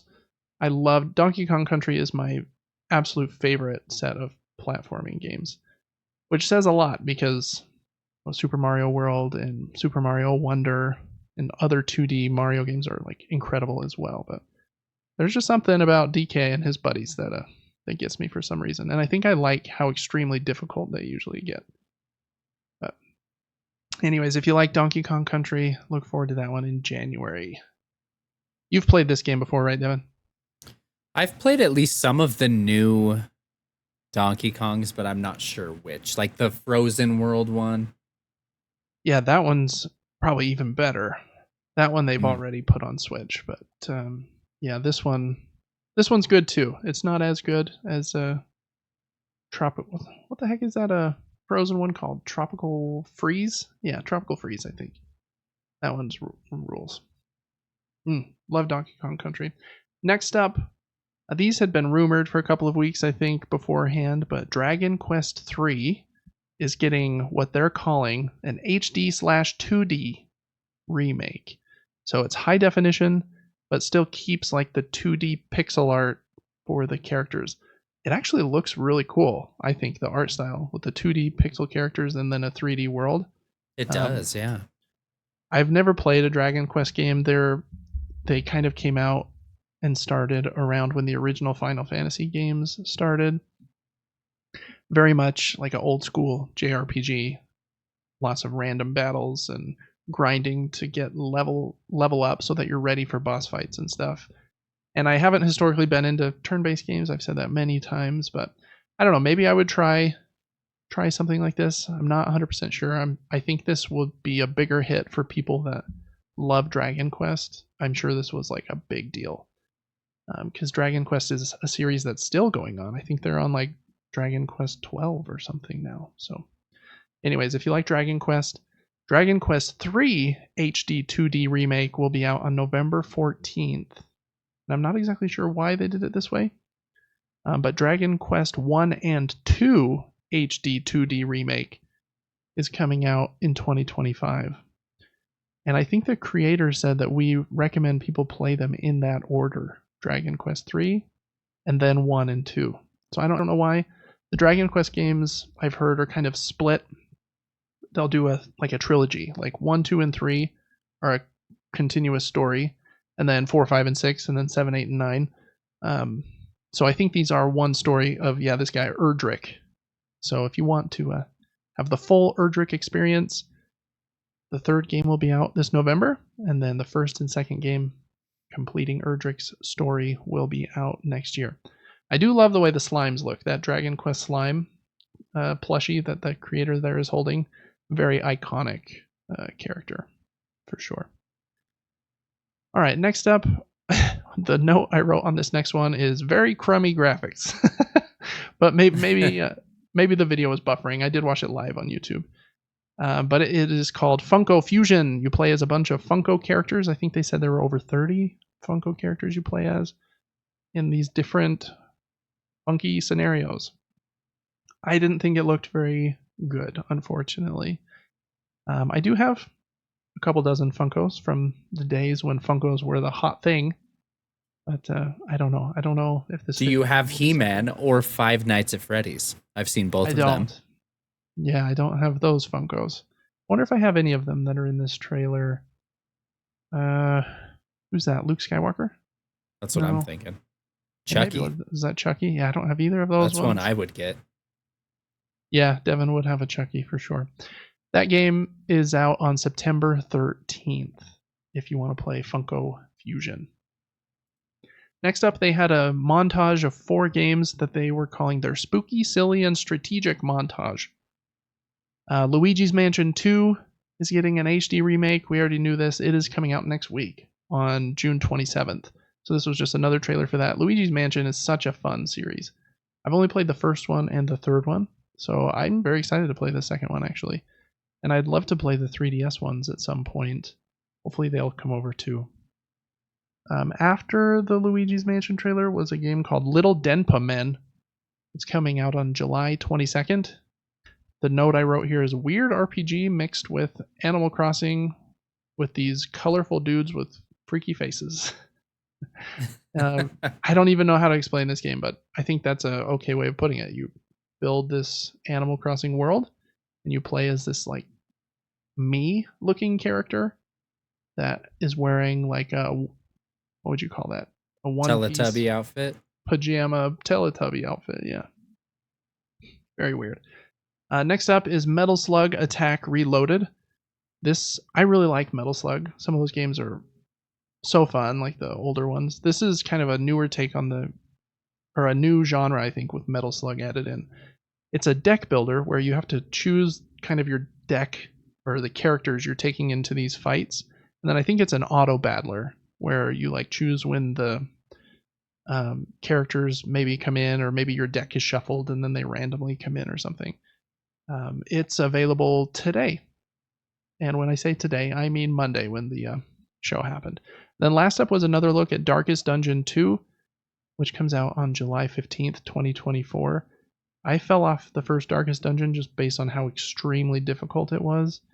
This new one it'll probably be just as difficult. But the art style is so much more like vibrant, and the characters actually animate and move when you do attacks and stuff, and you have this cool like carriage that you're driving from area to area. So I think the art would hopefully pull me in a little better in this one. We'll see. Next up, they went over their online and expansion pack games, and they have 4 games that were, I think, available today, is what they said. First one was Legend of Zelda: Link to the Past 4 Swords, which is a very unique one, but you can play 4-player co-op in that one, I think. Then Metroid Zero Mission, which is a remake of the original Metroid game that was made for the Game Boy Advance. I think people like that version of the original Metroid game. And then they announced a Nintendo 64 Mature 17 Plus pack, and it comes with Turok, which looks very dated, but might be really fun. And the other one I thought was really cool, given Xbox's show just a couple weeks ago where they own Perfect Dark now. The original Perfect Dark is coming to that Mature collection, and it's coming with online multiplayer as well. That was a big game in the past. I've never played it because we didn't have a Nintendo 64 and didn't really. I didn't know many people that had a Nintendo 64 and could play M-rated games, so Perfect Dark is kind of a blind spot for me, but I think the vibe's really cool. So those were all available the same day as well. Okay, next up was another JRPG looking game. This is a turn-based one.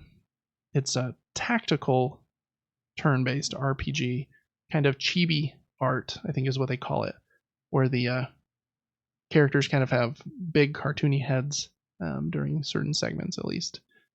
And this game was called, where did I put it? Phantom Brave: The Lost Hero. And it comes out next year in 2025. I think it looks like pretty and whimsical. I think you kind of combine different things around your character during these battles. So the battle system looked pretty unique, and like the different things you're combining might create like this barrel character here that's a barrel on fire, and they have a certain range they can do damage in. So if you like that kind of game, that was, what was it called? Phantom Brave: The Lost Hero. Next up was a really cool one. It's a collection of 7 arcade games from Capcom, and this was a Marvel vs. Capcom Fighting Collection. It's coming with online play later this year, and it had a bunch of games.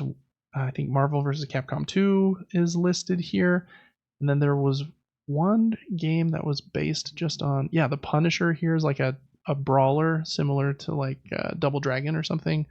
There's X-Men versus Street Fighter. Lots of just cool 2D games from the past are being brought back in this collection. So if you liked Marvel vs. Capcom, which is pretty widely regarded as like one of the best 2D fighters with the most awesome art from back in the day, then look out for that collection. I don't think they gave a date other than this year, 2024. Next up was another big Nintendo game, Super Mario Party Jamboree. They were calling it their biggest Mario Party game ever. There's over 110 mini games, a new mode called Koopathlon, where you can play with 20 online players. You play across these different islands that are each like the different game boards. I kind of have a soft spot for Mario Party, kind of the melding of Mario with a board game, but there's usually just a crap ton of luck in those games. Even if you win like every mini game, get a bad die roll and somebody steals 5 of your stars on the last turn. So you got to be okay with that. But they're generally a fun time. And it's fun to be Waluigi and I don't know, run around a board, I guess. But it looks pretty fun, in my opinion. Next up is probably the biggest, or the game that's most talked about from this showcase. It's called The Legend of Zelda: Echoes of Wisdom. It's a Zelda game where Link has been kidnapped, and so you play the game as Princess Zelda for the first time. It is made in the same art style as the Link's Awakening remake that came out a few years ago. Very pretty. Like if you took the Super Nintendo Zelda, what's that called? Link to the Past, and made it like colorful and Pixar looking today, is kind of the vibe you'd get. But in this game, yeah, you play as Princess Zelda, and you do not play and fight the same way as Link, which makes sense. She, is a magic-focused character. So you play with her as with her magic staff, and it seems to be more like a puzzle game than like an adventure with sword and shield like Link would be. With your magic staff, you can make echoes of different objects. I think we see here in a minute she'll make an echo of a table and a box to help her solve different puzzles and reach places she wasn't able to previously reach. And then they also had Aonuma here. He's the director of basically everything Zelda related. He directed both Breath of the Wild and Tears of the Kingdom, I believe. He kind of talked about the game for a minute, but you can also make echoes of enemies, and then the echoes of the enemies that you make will fight for you.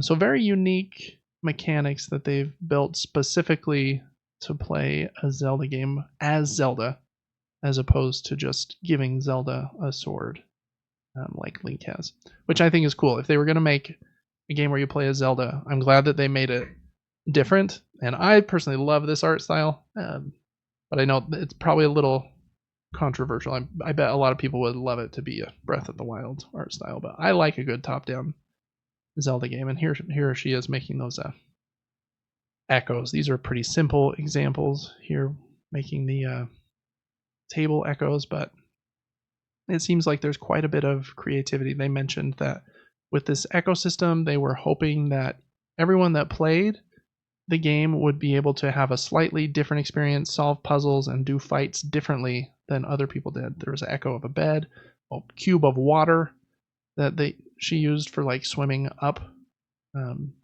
All kinds of different things that you can echo with your magic staff. So I'm very much looking forward to that one.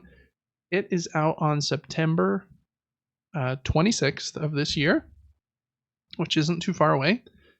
They also announced a new Switch, a Switch Lite that has Zelda branding that will be out that same day, kind of in tandem with this game. So if you want a gold Switch, it's beautiful. A black and gold Switch. It is kind of cool looking. It has a big Triforce logo on the back. You can really rep your Zelda love if you want to get a new Switch Lite. The thing I've been most nervous about with the Switch Lite, because when we've thought about getting one for the kids at some point, because they are a bit cheaper and smaller, the screen smaller and stuff, you can't play them docked. I don't think, right? I think that's kind of their shtick, is they can't be docked. The other thing is the controllers don't come off. So if I got stick drift with this unit, I'd be pretty mad. And I imagine you'd have to like take the whole thing apart if you dared. Or send and it's bound to happen at some point. Yeah, I think so, because none of the manufacturers use Hall effect joysticks yet that are magnet based and can't get stick drift.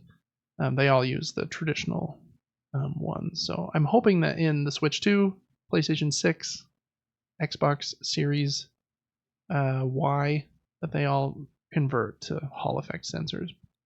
but they probably like selling us lots of extra controllers. So I don't know that they will, which is capitalism at its worst, ladies and gentlemen. Anyways, Legend of Zelda Echoes of Wisdom. Very cool. Cool idea. I'm glad that they're doing that. Next up was a little look at Just Dance, the 2025 edition. Ubisoft continues to make these probably forever because they sell so well. It's coming out October of this year. Lots of creepy looking clown characters in this trailer, but that's kind of the vibe, trying to match like crazy music videos and stuff. I think there are 40 new songs, and you can also sign up for like their Just Dance subscription that has like hundreds and hundreds of previous songs as well. Next up was a trailer that I was surprised to see in Nintendo's showcase, but maybe not, I guess. It was a trailer for Lego Horizon Adventures, which we saw at the Summer Game Fest. We talked about it last episode. Definitely doesn't look as good here in this Switch trailer as it did in the Summer Game Show trailer, where it was probably playing on a PlayStation 5. But still looks colorful and fun, and I'm sure it will sell a ton on the Switch. That they didn't give any more of a date than holiday 2024 for that one, but it looks pretty fun. For a Lego game, I think that world probably pairs pretty well with Lego. Next up is a game that's been out for a while called Stray, about a lost cat trying to reunite with his cat family. It's a pretty fun game. I have yet to finish it, but I have played a few hours of this game, and it's a fun game. You're solving puzzles with a cat, and then you end up going through this city, and the city is very futuristic. Like, there's no people. It's all like cyberpunk, like with robots.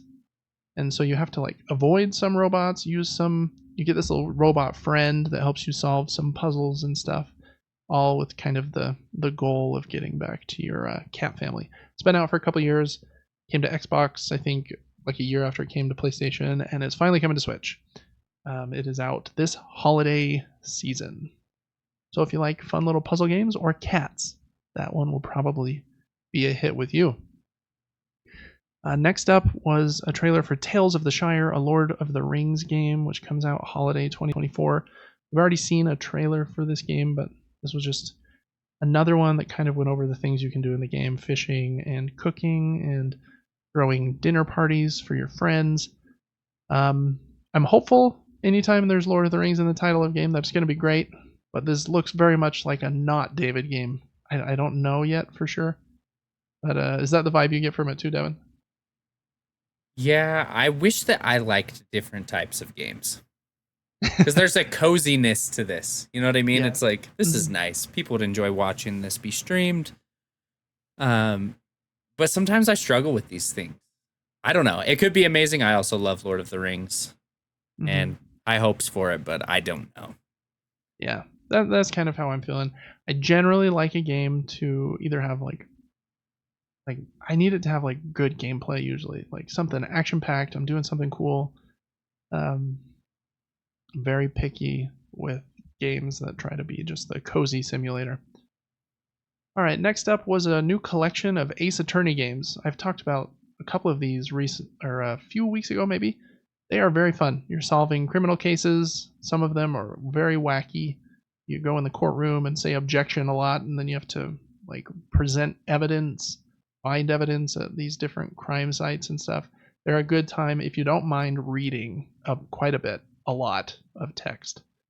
But they're very fun. This is two new ones. One of the two that are going to be in this collection, called the Ace Attorney Investigations Collection, has never been released outside of Japan, so it'll be the first time ever in English and coming to America. The collection's out in September, on September 6th, and it looks like you can swap back and forth between like new art versus the pixel art, similar to the Halo Master Chief Collection swapping that you were doing. Okay, 3 more announcements here, then we're done with the Nintendo show. Next one was a game called Last Defense Academy. This game, I wrote in my notes here, visual novel, ? With tactical battles, ? Danganronpa-like, ? And then the trailer ended by saying that this is a game from the Danganronpa team. So I was like, oh, okay. Seems pretty spot on. Very weird post-apocalyptic game with like these giant post-apocalyptic teddy bears with goo all over their face. Really weird. But then, yeah, it's called the 100-Line Last Defense Academy, and it's coming out early 2025. I believe this one is one that's also coming out to other consoles and platforms. If you like Danganronpa, you like visual novels and Japanese, especially visual novels, then this is probably a game for you. I've wanted to check out Danganronpa because they have a horror and crime twist where you're trying to escape kind of being killed by the evil teddy bear Monokuma. This one looks like it's a little less horror focused and more just like sci-fi trying to save the world from this weird scenario. So that one's available early 2025. Next up was a game called Romancing Saga 2 Revenge of the Seven. I guess it's a remake. I think I'd heard the name, but I know almost nothing about the game, but you have to fight these 7, I think that it said in the trailer, like gods that have gone evil. The note I put here are there are timeline battles now. And when I wrote that, it meant something, and I don't know what it means now. But another Japanese looking turn-based game. It'll be out on October 24th. Okay.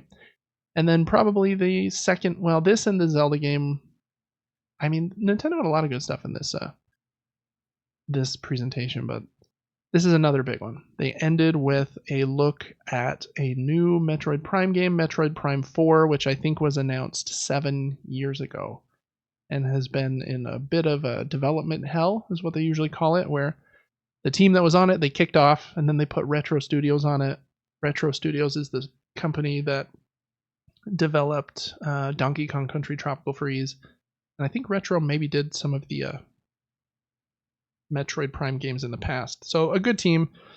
This is, just a first look at Metroid Prime 4, which is called Metroid Prime 4 Beyond. And it will be coming to Switch in 2025 and most certainly be also on Super Switch next year. So I really like Metroid Prime. I've played 1, 2, and 3. It's been a long time though, so I would really like to replay them. They're just they're a little hard to replay. They remade the original Metroid Prime for the Switch, but they haven't done 2 and 3 yet. And so if you want to play those, it's a little tricky to do so. But this one looks cool. I love the vibe of Metroid. Samus is such a cool character. The Metroid's floating behind that villain there at the end. It was, kind of looks like a Samus-like character with like a dark armor set with these big shoulder spikes. It looks really cool. So hopefully that'll be awesome. Hopefully it's at the very least full 1080 60 on the Super Switch. I don't know what the Super Switch is going to be capable of, obviously, but I'd be really bummed if it was like a 720 game or something. All right, well, that was the entire Nintendo Direct. Devin, how do you think that Direct was in comparison to the 6 shows that we went over last week? I think between Zelda, Metroid Prime, some of those really big games, they have some bangers in there, but at the same time, so many of those games you went over looked so mediocre to me. Yeah, a lot of forgettable ones in the middle for sure. Mario and... Oh, go ahead. They're just making so many games that look very similar. Turn-based fighting. I don't know. It's hard to know based off a short clip of a game, but there are some in here. I'm more excited for Luigi Mansion 2 HD version than I am some new cartoon-looking game where I turn-based fight some random wolf in a forest. You know what I mean? No, totally. I agree. I think it's probably... I'm guessing those games do a lot better in Japan than they do here. And so those... If this is like a worldwide showcase, right? And so I'm sure the Japanese audience is like... They're probably much more excited about... what are they called? Farmagia and Fantasian, Neo Dimension, and Fairy Tail 2, and Romancing Saga 2 Revenge of the Seven remake than we are. So I totally agree with you there. But I think they did have some certified bangers with Mario and Luigi Brothership. I think looks awesome. The Nintendo World Championships thing might be cool. Looney Tunes game might be cool. Donkey Kong Country Returns HD, that's a banger. The Dragon Quest 3 thing might be good. Luigi's Mansion 2 is probably a banger. And then, yeah, the Zelda game, Super Mario Party Jamboree, and the Metroid Prime show there. So, yeah, they showed quite a few of their own games. I was surprised that they didn't hold more of these to be like launch games for their Super Switch. But, yeah, I thought it was very solid. I thought it was probably not quite as good as the Xbox One, but just about. And both of them just making Sony look like a freaking loser. Announce something. Even though Astrobot, again, looks amazing. But all right, that was all for that showcase. Next up, a few little tiny bits of news in the video game world. First, Sony is skipping Gamescom again. That is kind of the next. That's the show in Germany. That is kind of the next one after this summer season. So I think it's usually in August. And Jeff Keighley has a show there every year called Opening Night Live, where, again, just similar to Summer Game Fest, he'll announce a bunch of crap. So it's the next time that things will be announced. Sony's skipping it for the 5th year in a row, which I think seems a little dumb since they seem to have taken a big L this summer compared to Nintendo and Xbox. But they have announced a few things historically for what's it called? Or during the opening night live thing. So maybe they'll have a couple things there. We'll see. And next, there is going to be a Bandai Namco showcase on July 5th that should be a little over an hour, which I think is going to be a big deal for people that like games from Bandai Namco. They're also a Japanese company, a lot of Japanese role-playing games. The few games that I think are mentioned in some of these articles about the showcase are things like a new Tales game. Tales of Arise was the last one. I actually have that game. Started it, but I didn't get very far. I would like to get back to it, but so many games. There's a new Dragon Ball game that I think was announced recently that they'll probably show. Gundam Breaker 4 Sword Art Online. Kind of a publishing house that I don't play a lot of their games, but if you do play a lot of Bandai games, you'll probably want to check out that showcase on July 5th. And then last up, just a real quick note, in our movie and show news segment, Sony confirmed that they're starting production on their next Uncharted movie. Devin, did you like the Uncharted movie with Tom Holland and Mark Wahlberg? Yeah, enough. Yeah. I honestly like both of them, and it was, if I'm entertained and it takes my mind off the world, I'm in. I agree. I thought it was good to slightly better than good. Not amazing.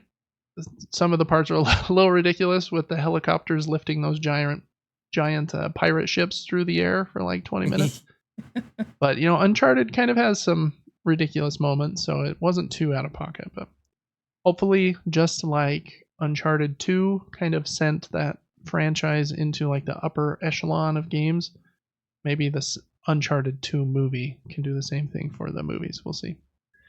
All right, we're on to board game news. There's only 2 board game news items I wanted to go over this week, and then we'll hit Crowdfunding Corner, which will be fun because Devin's going to pull up all of the campaigns so we can look at them, similar to how we did with Grim Coven last week, which I think was fun to look at the pieces together at least. That way I'm not just saying weird board game names and Devin has no idea what the heck I'm talking about. Yes. But before we do that, a couple pieces of news in board games. The first one's a bit of a bummer. Game Brewer is a pretty popular board game publishing company, but kind of a smaller one. They're shutting down. A few of their biggest games are one that I don't know how to pronounce. I think it's Gugong, and another one is named Paris.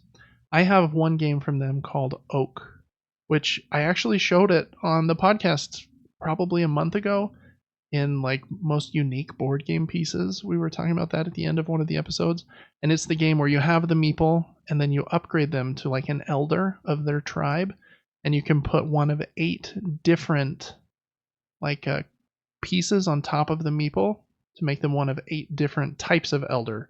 One of them has like this satchel, one of them has a staff with some ravens on it, one has these like antlers that stick up. It's a pretty fun game. It's not like incredibly amazing, but I think it's like a solid like 8. So yeah, I have Oak. I think it's a good game. I think it's a bummer when companies that make good stuff aren't able to stay in business. So I wanted to read a couple quotes here from them. They said, quote, "We want to extend our heartfelt thanks to all of our fans who have supported us through the years. Unfortunately, the increasing competitiveness of the market has made it challenging for us to remain profitable." End quote. So that's what Game Brewer said, which, it's kind of a bummer that they're not able to be profitable and they make like games that people really highly regard. I got this article from Board Game Wire that Devin is looking at here. And Board Game Wire does really great work. They're like very like a great reputable spot for board game news. And they had a few sentences in their article that I thought were important, so I'm going to quote them directly. They said, quote, "As the board game industry has soared over the last decade, so too has the difficulty faced by smaller publishers in making sure their designs get noticed amid the slew of new releases each year. Well over 3,000 board games were released last year, even without counting expansions, according to data from Board Game Geek." Pegasus Spiel, which is a different publishing house, co-founder Karsten Esser told Board Game Wire in an interview last year that it was, quote, "clear that there are too many games being published," end quote, inside a quote. So yeah, I thought that was sad news. I think Game Brewer, did really great games, and it's just sad that I think this is something that we see in both industries, in video games and in board games. There are just too many games. So if I was someone getting into, I want to make a board game, like that's awesome. I'm really glad that anyone can, but man, it's hard to stand out. If there are 3,000 board games coming out every year, how is mine made by, me and maybe like one other person going to get any coverage? There's no way like a Dicebreaker or an IGN or a Board Game Wire or is even going to know about it. And so I'm not going to get any attention from like a board game site because there's just too many other bigger games for them to cover. So I would then have to go to something like Kickstarter or GameFound and hope that the audience there really vibes with it. And you kind of like, it's a shot in the dark and you hope that your thing goes viral. But if it doesn't, you just lose, which is a bummer. So just wanted to give a shout out to that. I love smaller indie video games and smaller and board games made by smaller developers as well. And so it stinks that there's probably so many good games being made that are just slipping through the cracks, and so many companies like this that are shutting down before they kind of get to reach their full potential. So anyways, bit of somber news, but I just wanted to throw that out there. I don't know what the solution is. It's a difficult solution because we want more people to be able to make games. That's a good thing. But I think Board Game Wire said in that same article that there were like 3,000 new games that came out this last year, but the profit or the revenue from games sold was only up 0.4%. So it's the same amount of money year over year, but it's spread between so many more pieces or people and games that the amount of the pie that someone can earn, if they're not the biggest of publishers in the world, is just so small. Anyways, so farewell to Game Brewer. We'll miss you. All right. Next up, the Spiel de Jahres. I don't know if I'm pronouncing that correctly. It's German.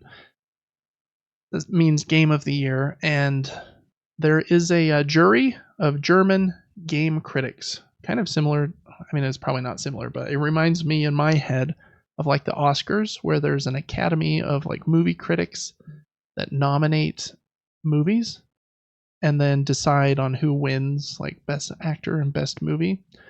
this set of awards from Germany is the most prestigious board game awards in the world. If you win the Spiel de Jahres, I think they've said you can expect like hundreds of thousands to millions of more sales because your game won this or was even nominated for this award. So the 9 games I'm going to mention here, congrats to them. They will probably sell way more now. And that, I'm glad for that. So I just wanted to go over these nominees. They have 3 different segments. The first one is the Spiel de Jahres, the game of the year, and this is kind of the family level of games that are anyone could play. They're not too complex. The 3 nominees are In the Footsteps of Darwin, Captain Flip, and Sky Team. I just recently got Sky Team. I'm excited to play it with Devin. I think that'll be a very fun episode of trying to land airplanes, and half of the time you cannot talk to each other. It's a very unique game in that way. And then we talked about Captain Flip earlier, being one that I think just came out, at least in America, this month. So yeah, some great games, it seems like, in that kind of family weight nomination pool. Next up, they have the Kennerspiel de Jahres, and that is the expert level game of the year. The 3 that are here are Daybreak. That's a co-op game about like reducing like CO2 emissions, I think. Is made by the same guy, Matt Leacock, I think his name is, who designed Pandemic. So a bit more of a medium weight co-op game. And then Guild of the Merchant Explorers, I think is kind of a more heavy roll and write style game. And then the last one was Ticket to Ride Legacy, which is a legacy version of Ticket to Ride. I'm not a huge fan. I haven't played many legacy games, but I don't know, haven't really been intrigued to do so, but I know a lot of people really like that one. Then the third category is the Kinderspiel de Jahres, which is the kid level games. And those 3 are Big Little Gems, The Magic Keys, and Taco Cat Pizza Jr. I hadn't heard of those games, so hopefully they're good. I don't generally buy games in that super kid friendly or kids like difficulty level, but just wanted to give a shout out to those nominations. We will see who wins in the coming weeks. I'm not exactly sure when they announce that, but probably soon, I would imagine.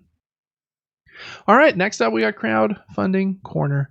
We're going to go over 8, I think, games this week that I thought looked pretty great that are either on Kickstarter or GameFound or somewhere similar to that. First one is a pretty complex, medium-heavy Euro game. Basically, there are a bunch of dice, and you move dice around this rondel, and when you move the dice off, you get to put meeples out. It's a pretty complex game. There's a lot going on. The company that's making it, Alley Cat Games, has made some really great ones. I have one of theirs right here called Tinner's Trail. And yeah, I just wanted to give them a shout out because I think this one looks really good. It has a cool player board here where you're tracking kind of your own stuff. Love dual layered boards, and it looks pretty complex. There's a lot going on there, but I do love a good Euro game. And I've really loved Euro games with dice. I kind of knew that. Like, I really like Pulsar 2849, but playing the White Castle quite a few times in recent weeks, I like it when someone can. You take a normal D6, which seems like the most vanilla of all board game pieces almost. But if you do something fun with that and unique with that vanilla piece, like, that's so cool. Okay, so that one looks pretty great in my opinion. Next up, one I'm very excited for, but probably will not back. This one's called Unstoppable.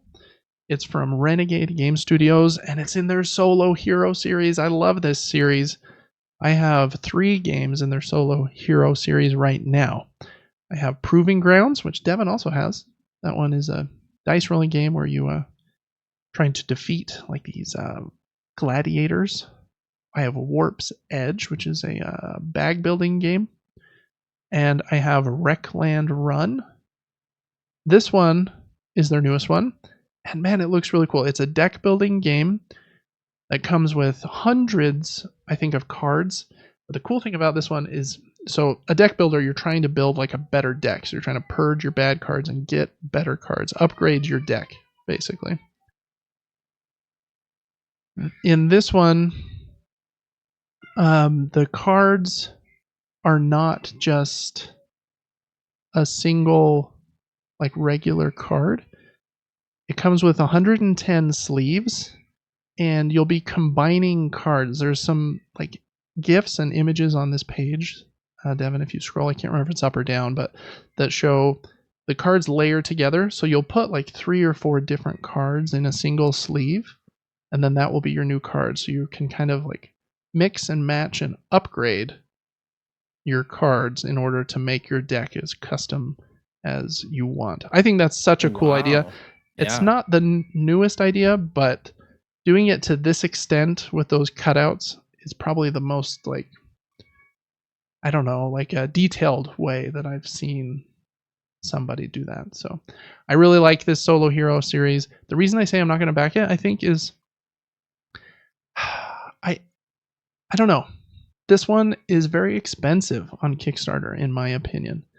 I think the lowest version's $60, and then you still have to pay shipping. There's a lot going on in this game. Like I said, 110 sleeve, hundreds of cards, and there's a couple boards. And there's also a version that's a little more expensive that comes with a nice neoprene playmat that like keeps all of your play area like organized. And I love a good playmat, so that like $75 version is probably the one I would want. But then with shipping, it's gonna be like $100. The problem I'm running up against is this game will surely come to retail, and I think all of their other Solo Hero series games have. And I was looking back at my game collection, and I got Warp's Edge for $14, and I got Wreckland Run for $20. And I think I got Proving Grounds for about $20 as well. So it seems like the early adopter fee here is very high. You'll get the game first, and you'll get all the fancy components. You can get a cool playmat, and there's probably some exclusive like stretch goal cards that you can only get through this campaign. But that just seems like such a premium to be paying like $80 more than I'll probably pay if I wait like 6 months after the game finally does come out. And I have so many other games to play. But anyways, this is one I'm definitely adding to my wish list. I'm definitely going to be seeking it out. But I'm going to wait till it comes to retail just because of that. Which sounds like we're talking about how board game publishers don't get enough money. And here I am talking about wanting to give them less money. But I also need to keep my money. So I don't know. It's a big pickle. But that one looks really cool in my opinion. I like that. The cards in those sleeves. Hopefully it's smooth and not too annoying, like pulling them out and organizing the new upgraded card and putting it back in. But I'm sure they've tested that. Also from a very famous designer, I think it's from John D. Clare, who has done a lot of famous games. So excited about that one. Next up are 2 games that I am a little unsure about, but I thought they looked like they had potential. This one is called Rise of the Wastelands, and it's a post-apocalyptic 4X game. 4X is a very specific genre, and I think the X's are supposed to stand for like explore. So you have to explore new areas. Maybe another one is expand. I don't remember all the X's. One of them is exterminate, because you probably have to fight like creatures out in the wilds as you're exploring. So yeah, explore is the first X, as you can see here. They're flipping the tiles over. I can't remember what all the 4 of the X's are, but those 4 pillars are what make a 4X game. So you're exploring out. The cool thing I thought about this game, it has 2 versions. It has a version with fancy plastic minis that like let you slot pieces in together. But then it also has a standard version with wooden pieces. And usually, like the standard version compared to the deluxe version with minis is such a huge difference. Like we looked at Grim Coven last week, Devin, and those cardboard standees of the monsters, right? Seems like such a downgrade compared to like the huge big miniatures. If you get out of this video and scroll down to the standard version, I'm interested to see how you think it looks compared to those plastic minis, because they're like nice silk screen printed, I think is what it's called, where it has like ink printed on the side. So this is the miniature version that's like 89 euros, and then this is the standard version that's 30 euros cheaper. But they're nice big wooden pieces. You can see those there that have printing on the sides. And if you scroll down a little more, you can see how those printed pieces also fit in the dual layer player boards. So it doesn't really feel like much of a downgrade, which in my opinion is such a nice change for once, because usually it feels like a huge downgrade. In fact, I might actually like how the wooden ones look better. Yeah, it doesn't seem like the plastic is that much of an upgrade. Yeah, because they still look really cool on the boards. They're still like kind of big and chunky. They still fit in the same shape wells in the player pieces or the player boards. So when I was looking at this one, I was like, man, I've never really tried a 4X game. I don't think this one's probably for me, but I wanted to give it a shout out because I think the theme's cool. Hopefully the game is pretty solid. Those player boards look awesome, being able to track everything on your own board. And the wooden pieces, I think I might even prefer that. So saving 30 euros, which is like $35, $40, that seems like a no-brainer to me. So I'm going to look into that one a bit more. Wanted to give it a shout out because I thought that was cool that both of their versions look really awesome. Next up is a tactical card game. Man, this one looks like it has a lot of potential too. I think this game has like 300, or I think it was actually 400 cards in the game. And there are, I think, 6 or 10, if you get the expansion, different starting decks of cards that each like faction starts with. And then the card, I think the art is super cool on the cards as well. We've talked recently a lot about AI art, and how it's, very controversial topic. I couldn't tell for sure that they don't include any AI art, but they said specifically right here, the art is 322 pieces of extraordinary art by 32 different artists.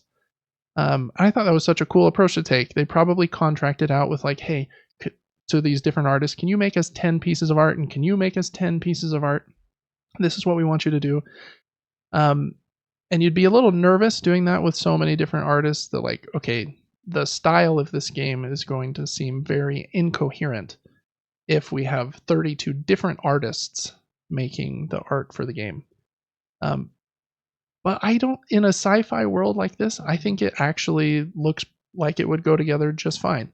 They just look like different races, and so yeah, there might be like different color compositions and stuff, but it seems to fit. So anyways, I thought the art looked really cool. I hope that they're paying those artists well, and that everything's above board here, like it seems like it is. And then it seems like a pretty cool card game where you can play 2 players, 3 players, or 4 players.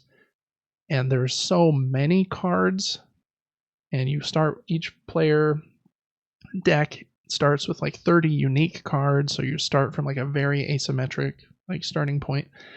Again, this was another one that I need to research a bit more, because I'm not sure if I would like fully love the gameplay, but I wanted to give it some props because the art looks really cool, in my opinion. I love sci-fi though, so that might be a little bit of a bias here.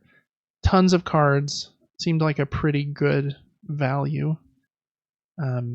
And I liked the 32 artists idea. So hopefully the gameplay can match. I need to do a little more digging there, but that is Sovereign Fall of Wormwood. And yeah, $55 for that core pledge. Yeah, seems like a pretty good deal in my opinion. Next up are a couple of games that, well, let's see, 1, 2, 3, 4. I have 4 games here in the maybe category. I wanted to give this company a shout out. They're based in Idaho. I think it was in Rexburg, and they make abstract games. So an abstract game is something like that's basically themeless, right? There's no like dragons or sci-fi art here. We've got pieces checkers and chess are abstract games. The game that they're kickstarting here is called Wrestling Cubes, and you move. Each player plays as a different color of cubes, and you slide them back and forth, trying to trap your opponent's cubes. If your opponent ever cannot move all of their cubes, they lose and you win. Very cool looking game. The pieces are like these squares with 3 different triangle indentations on top that have these cool looking triangle tokens that go inside them. And they specifically made these little indents so that those tokens are really easy to get in and out. So you just press on the token. Oh, it shows it right here, Devin, the finger right there in that picture. So they just kind of press right out. I need to do a little more research into this game and the other games that they make. This game you can get right now, and it'll, I think, come out in October of this year. You can also add on their other 5, I think. It was either 5 or 6 abstract games that they have made, and they will ship them immediately after the Kickstarter ends. And so I need to do some more research into those because they look really cool. I hadn't heard of this company. They're just making like small abstract games from Idaho, and I thought this one looked really, really unique. So that one is Wrestling Cubes. I'm a bit picky with abstract games. I don't even know what the pickiness is necessarily, but because there's some I really love. I really love Yinch. I have one called Boop, where you're pushing cats around on a board. That's really great as well. I just ordered one that should be here tomorrow called Donuts. It's a pretty brand new kind of abstract game. So I think that there are some that are just awesome, but sometimes I don't know. I feel like they can get in their way a little bit sometimes if the rule set's too complex. It needs to be elegant, where I can just remember the rules just by looking at the board. That's, I think, the perfect scenario. Anyways, cool campaign, Wrestling Cubes. That one's on a Kickstarter. Next up is a game called Bubble Net. It's a 10-minute game. Super unique theme. It's all about, I guess, whales. I didn't know they did this. When they want to feed and catch fish, they blow bubbles in like this circle to try and like funnel the fish into one area and confuse them a whole bunch. And then they like come up to the surface and eat as many of them as they can. And this game is kind of built around that idea. You can play it by yourself or with up to, I think it says 4+, so probably as many players as you wanted. And it's only a 10-minute game. You're kind of moving these bubbles along this path in this spiral shape. And where you move them will also move some fish. And you win the game if you're able to eat more fish than were kicked off the board. And you lose if you weren't able to eat more fish than were kicked off the board. So it's a very simple 10-minute game. But I thought it had a cool premise. And you can get the print and play version, I think, for like $5 or $8. Or they do have an actual physical version you can buy as well. So very small game that I just wanted to give a shout out to. Next one is a very light, simple game called Misty Valley. It's a 2-player game where you're trying to just get more points than your opponent by moving your pieces around, and I think just trying to control more of the board than your opponent. I thought the whimsical nature of the game was very cool. They also mention it's pretty easy to play. They say 10 years and up, and it plays in 25 minutes, and it's very inexpensive. It's a $24 pledge. I'm sure there's shipping as well, but there's not many like good games you can get nowadays for around $20. And the pieces look pretty solid. There's like a fox and a bunny as the 2 player meeples. So I hope that one's good. It's a light 2-player strategy game. So that one's Misty Valley. Okay, and then last up is a big game. This was probably the biggest maybe. I wasn't sure if I should throw it on. It's called, I don't know how to pronounce this, Jom's Vikings. And let me see, the thing that I thought was coolest about this one. So it's a tactical card game for 1 to 4 players. I'm going to read a quote here from the page. It says, "The combat mechanics in Jom's Vikings is loosely based on a classic blackjack game. In order to score a hit and deal damage to a monster, you need to play cards with a total value lower than the critical hit value on your character card."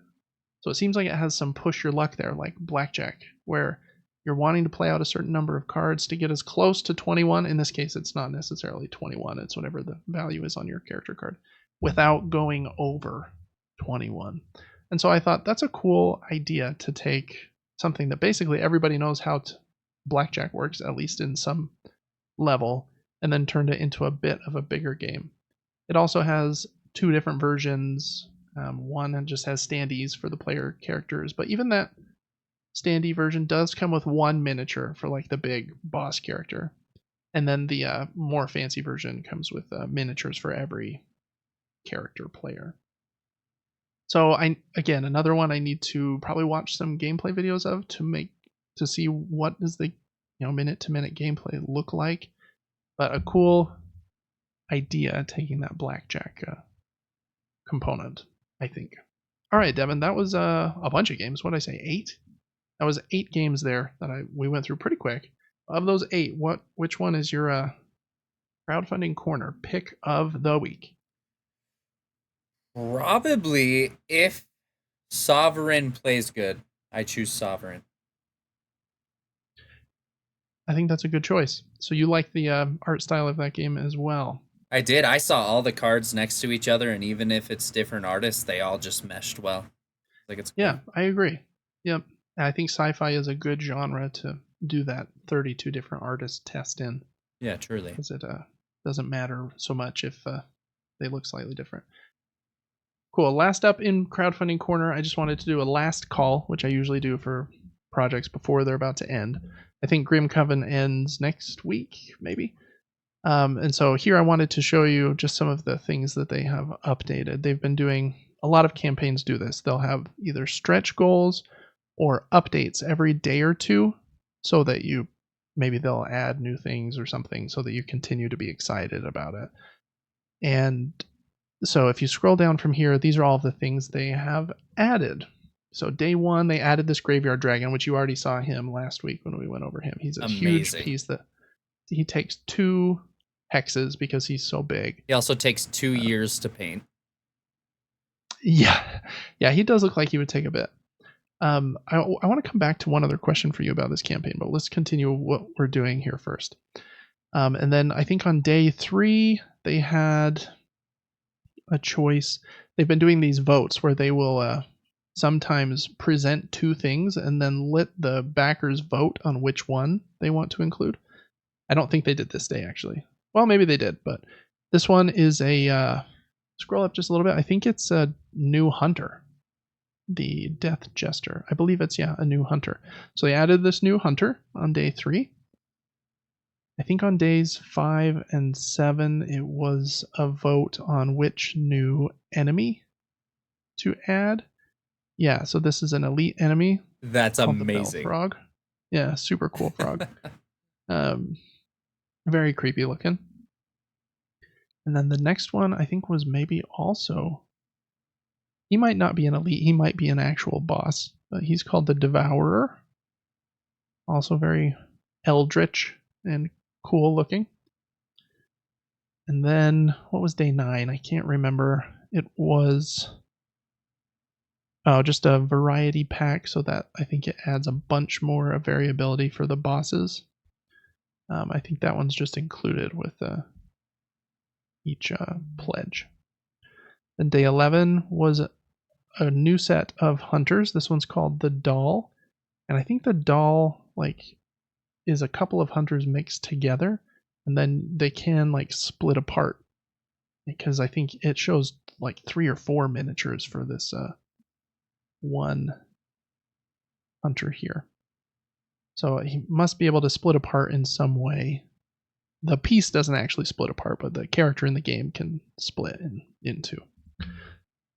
And they haven't shown his corrupted version yet.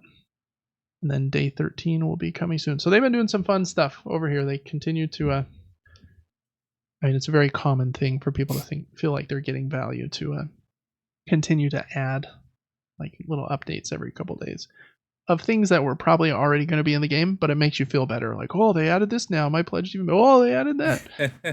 This is one that is still burning me. I have still undecided on what to do about Grim Coven, but I got another week to decide, so we'll see.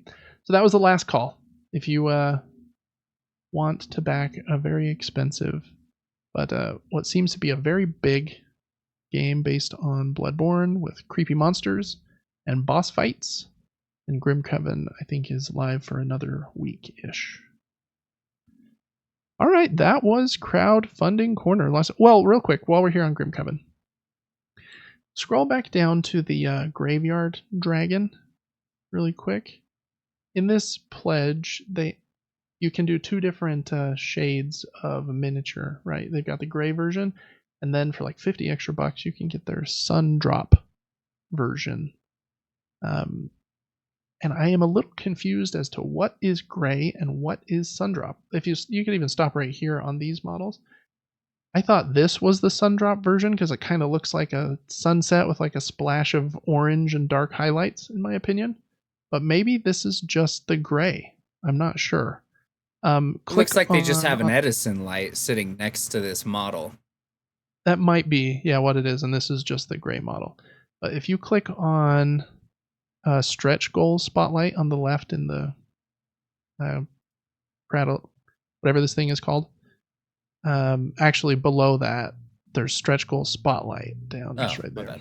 This should be where where we started today. So you'll see, here's the Graveyard Dragon again, and in what seems to be maybe the gray. I'm not 100% sure. I thought this maybe was the Sundrop, but now if you click on Sundrop highlights in that drop down right there, they're showing them with this way dark red on them.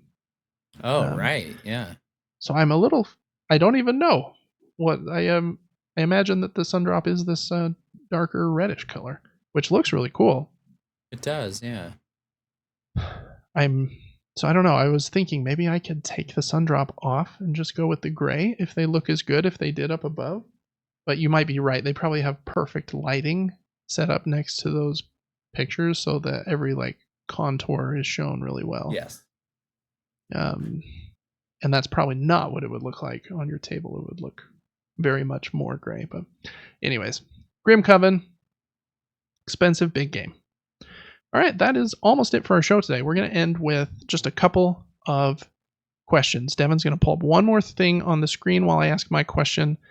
And this is going to be the last time that I am going to talk about this game on this show until there is some official news about it. My question for you, Devin, is will Silksong come out this year?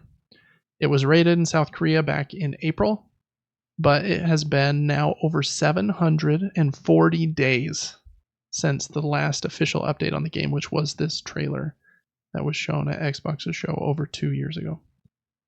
Are we all Silksong clowns? I think we probably are. When you say a Silksong clown, do you mean that we're just excited for the game?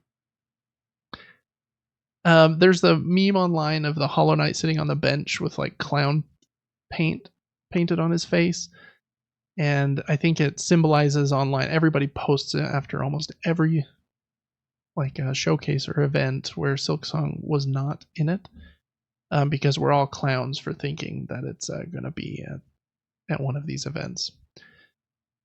I do know like they're only like a 3-person team down there. They've made tens of millions of dollars on Hollow Knight, so they're and they made one of the most successful and best Metroidvanias of all time. So I'm sure there's so much pressure. They don't want to have a kind of a lit down after their banger of a game in Hollow Knight. I had never seen that, and that looks so good. I know. Oh so my gosh. It's more colorful than the original. Mm-hmm. Hornet is such a cool character. I don't know. I need to just forget that this game exists until something else is announced, because oh my gosh, I want to play that. I woke up early on Monday to watch this Nintendo Direct, knowing that it was going to be there. I knew it, and I am the Hollow Knight clown. I should have like painted my face for this episode because I'm such a clown. So it's my goal to not say Silksong again until we have something. It has to be this. It has to be this year. It was just rated in South Korea. I'm guessing just confused. it is. I don't know when they would drop it or what that would be a part of, but I don't either. Maybe it'll be at Gamescom. But see, even me just talking about it now, I'm just becoming a Hollow Knight clown for the events in August. So this game does not exist until it is shown again in my mind, and I'm going to forget about it until tomorrow. The last thing we're going to talk about today, Devin, unless you have something else. Turkish Tuck wrote into us on Patreon, just like you can. If you join us over on Patreon, you can write into the show and we'll answer your questions live on the show every week. We won't necessarily answer every question, but we will save them all to be included in future episodes maybe, or on our monthly Q&As or at some point. So anyways, Turkish Tuck had a question that I think is probably more for you since you've played these two games he mentions more than me, but we can both maybe take a stab at it. He said, quote, "What is the best inventory management strategy for RPGs? I started Fallout 4 and Skyrim after you recommended them, but I keep getting overloaded with stuff and don't always know what to keep and what to toss. I'm used to Diablo and would always sell extra items in town, but the former games mentioned have way more stuff than could be feasibly used." End quote. I never know what to do with these either, because I feel like whenever I start playing Fallout and Skyrim, I'm like searching everywhere, every drawer, every trash can, and just finding like tons of, I don't even know, apple cores or like screwdrivers or insert useless thing here kind of. Some of them can be like turned into metal or something probably, or you can sell for scrap. But I've run into the same thing sometimes. I generally just throw it all in a chest back at my home base. But then it just sits there. I don't know if that's any better.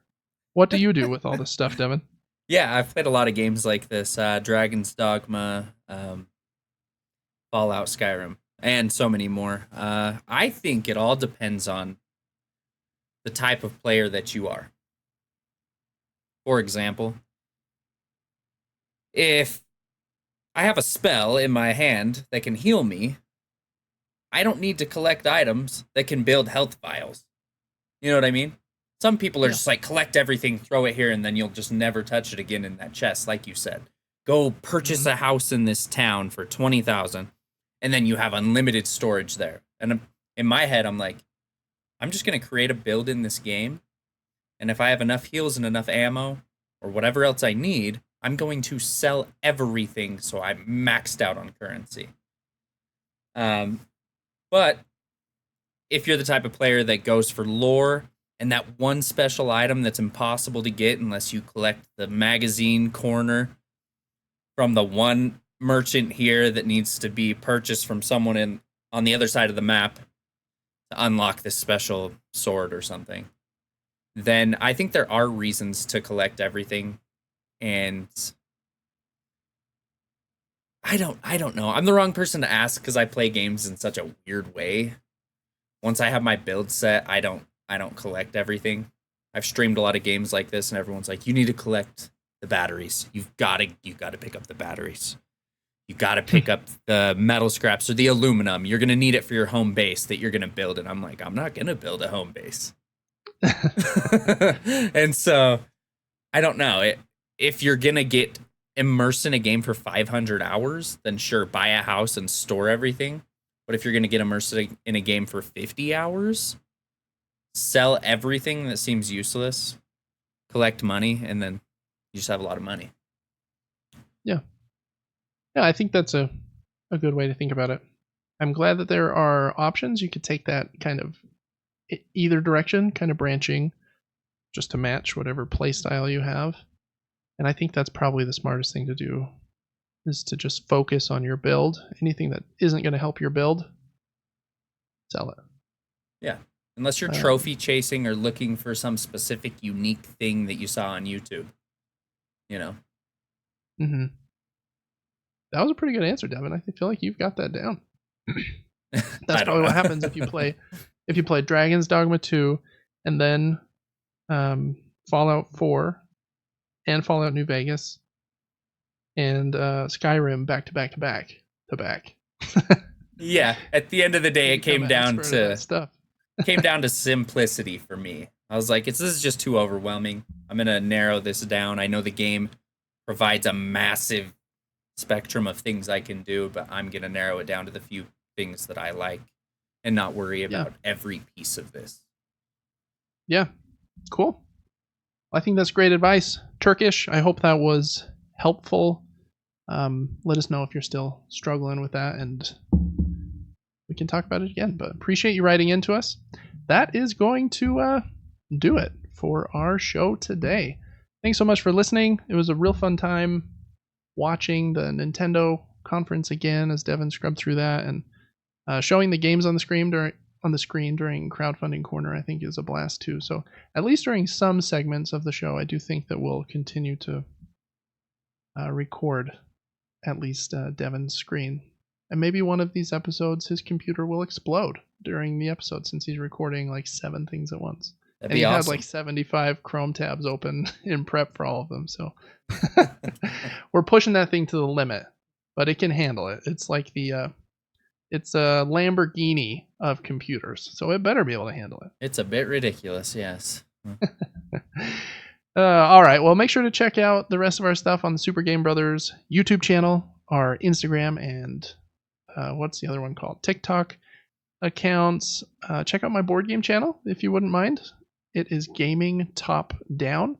Just did a review of Fractured Sky, which I've talked about on the podcast before. Really fun game. Do other reviews and unboxings and playthroughs there as well. So for board games and video games, we've kind of got you covered both ways. So we try to make as much content as we can. We're not robots though, so we got to live lives too. So yeah, appreciate you listening, and make sure to join the giveaway like I mentioned at the top. And I think that's probably all the housekeeping. So we're just going to get out of here. I got to take my wife to dinner so that she'll watch a scary movie with me. Like exactly. So maybe we'll watch Smile. Yeah. I don't think I can talk her into that one. She is terrified of that movie for whatever reason. You got it. You got this. We'll see. I'll report back. We'll see. All right, everyone. Thanks so much. And we will see you next week for episode 13. Have a good one.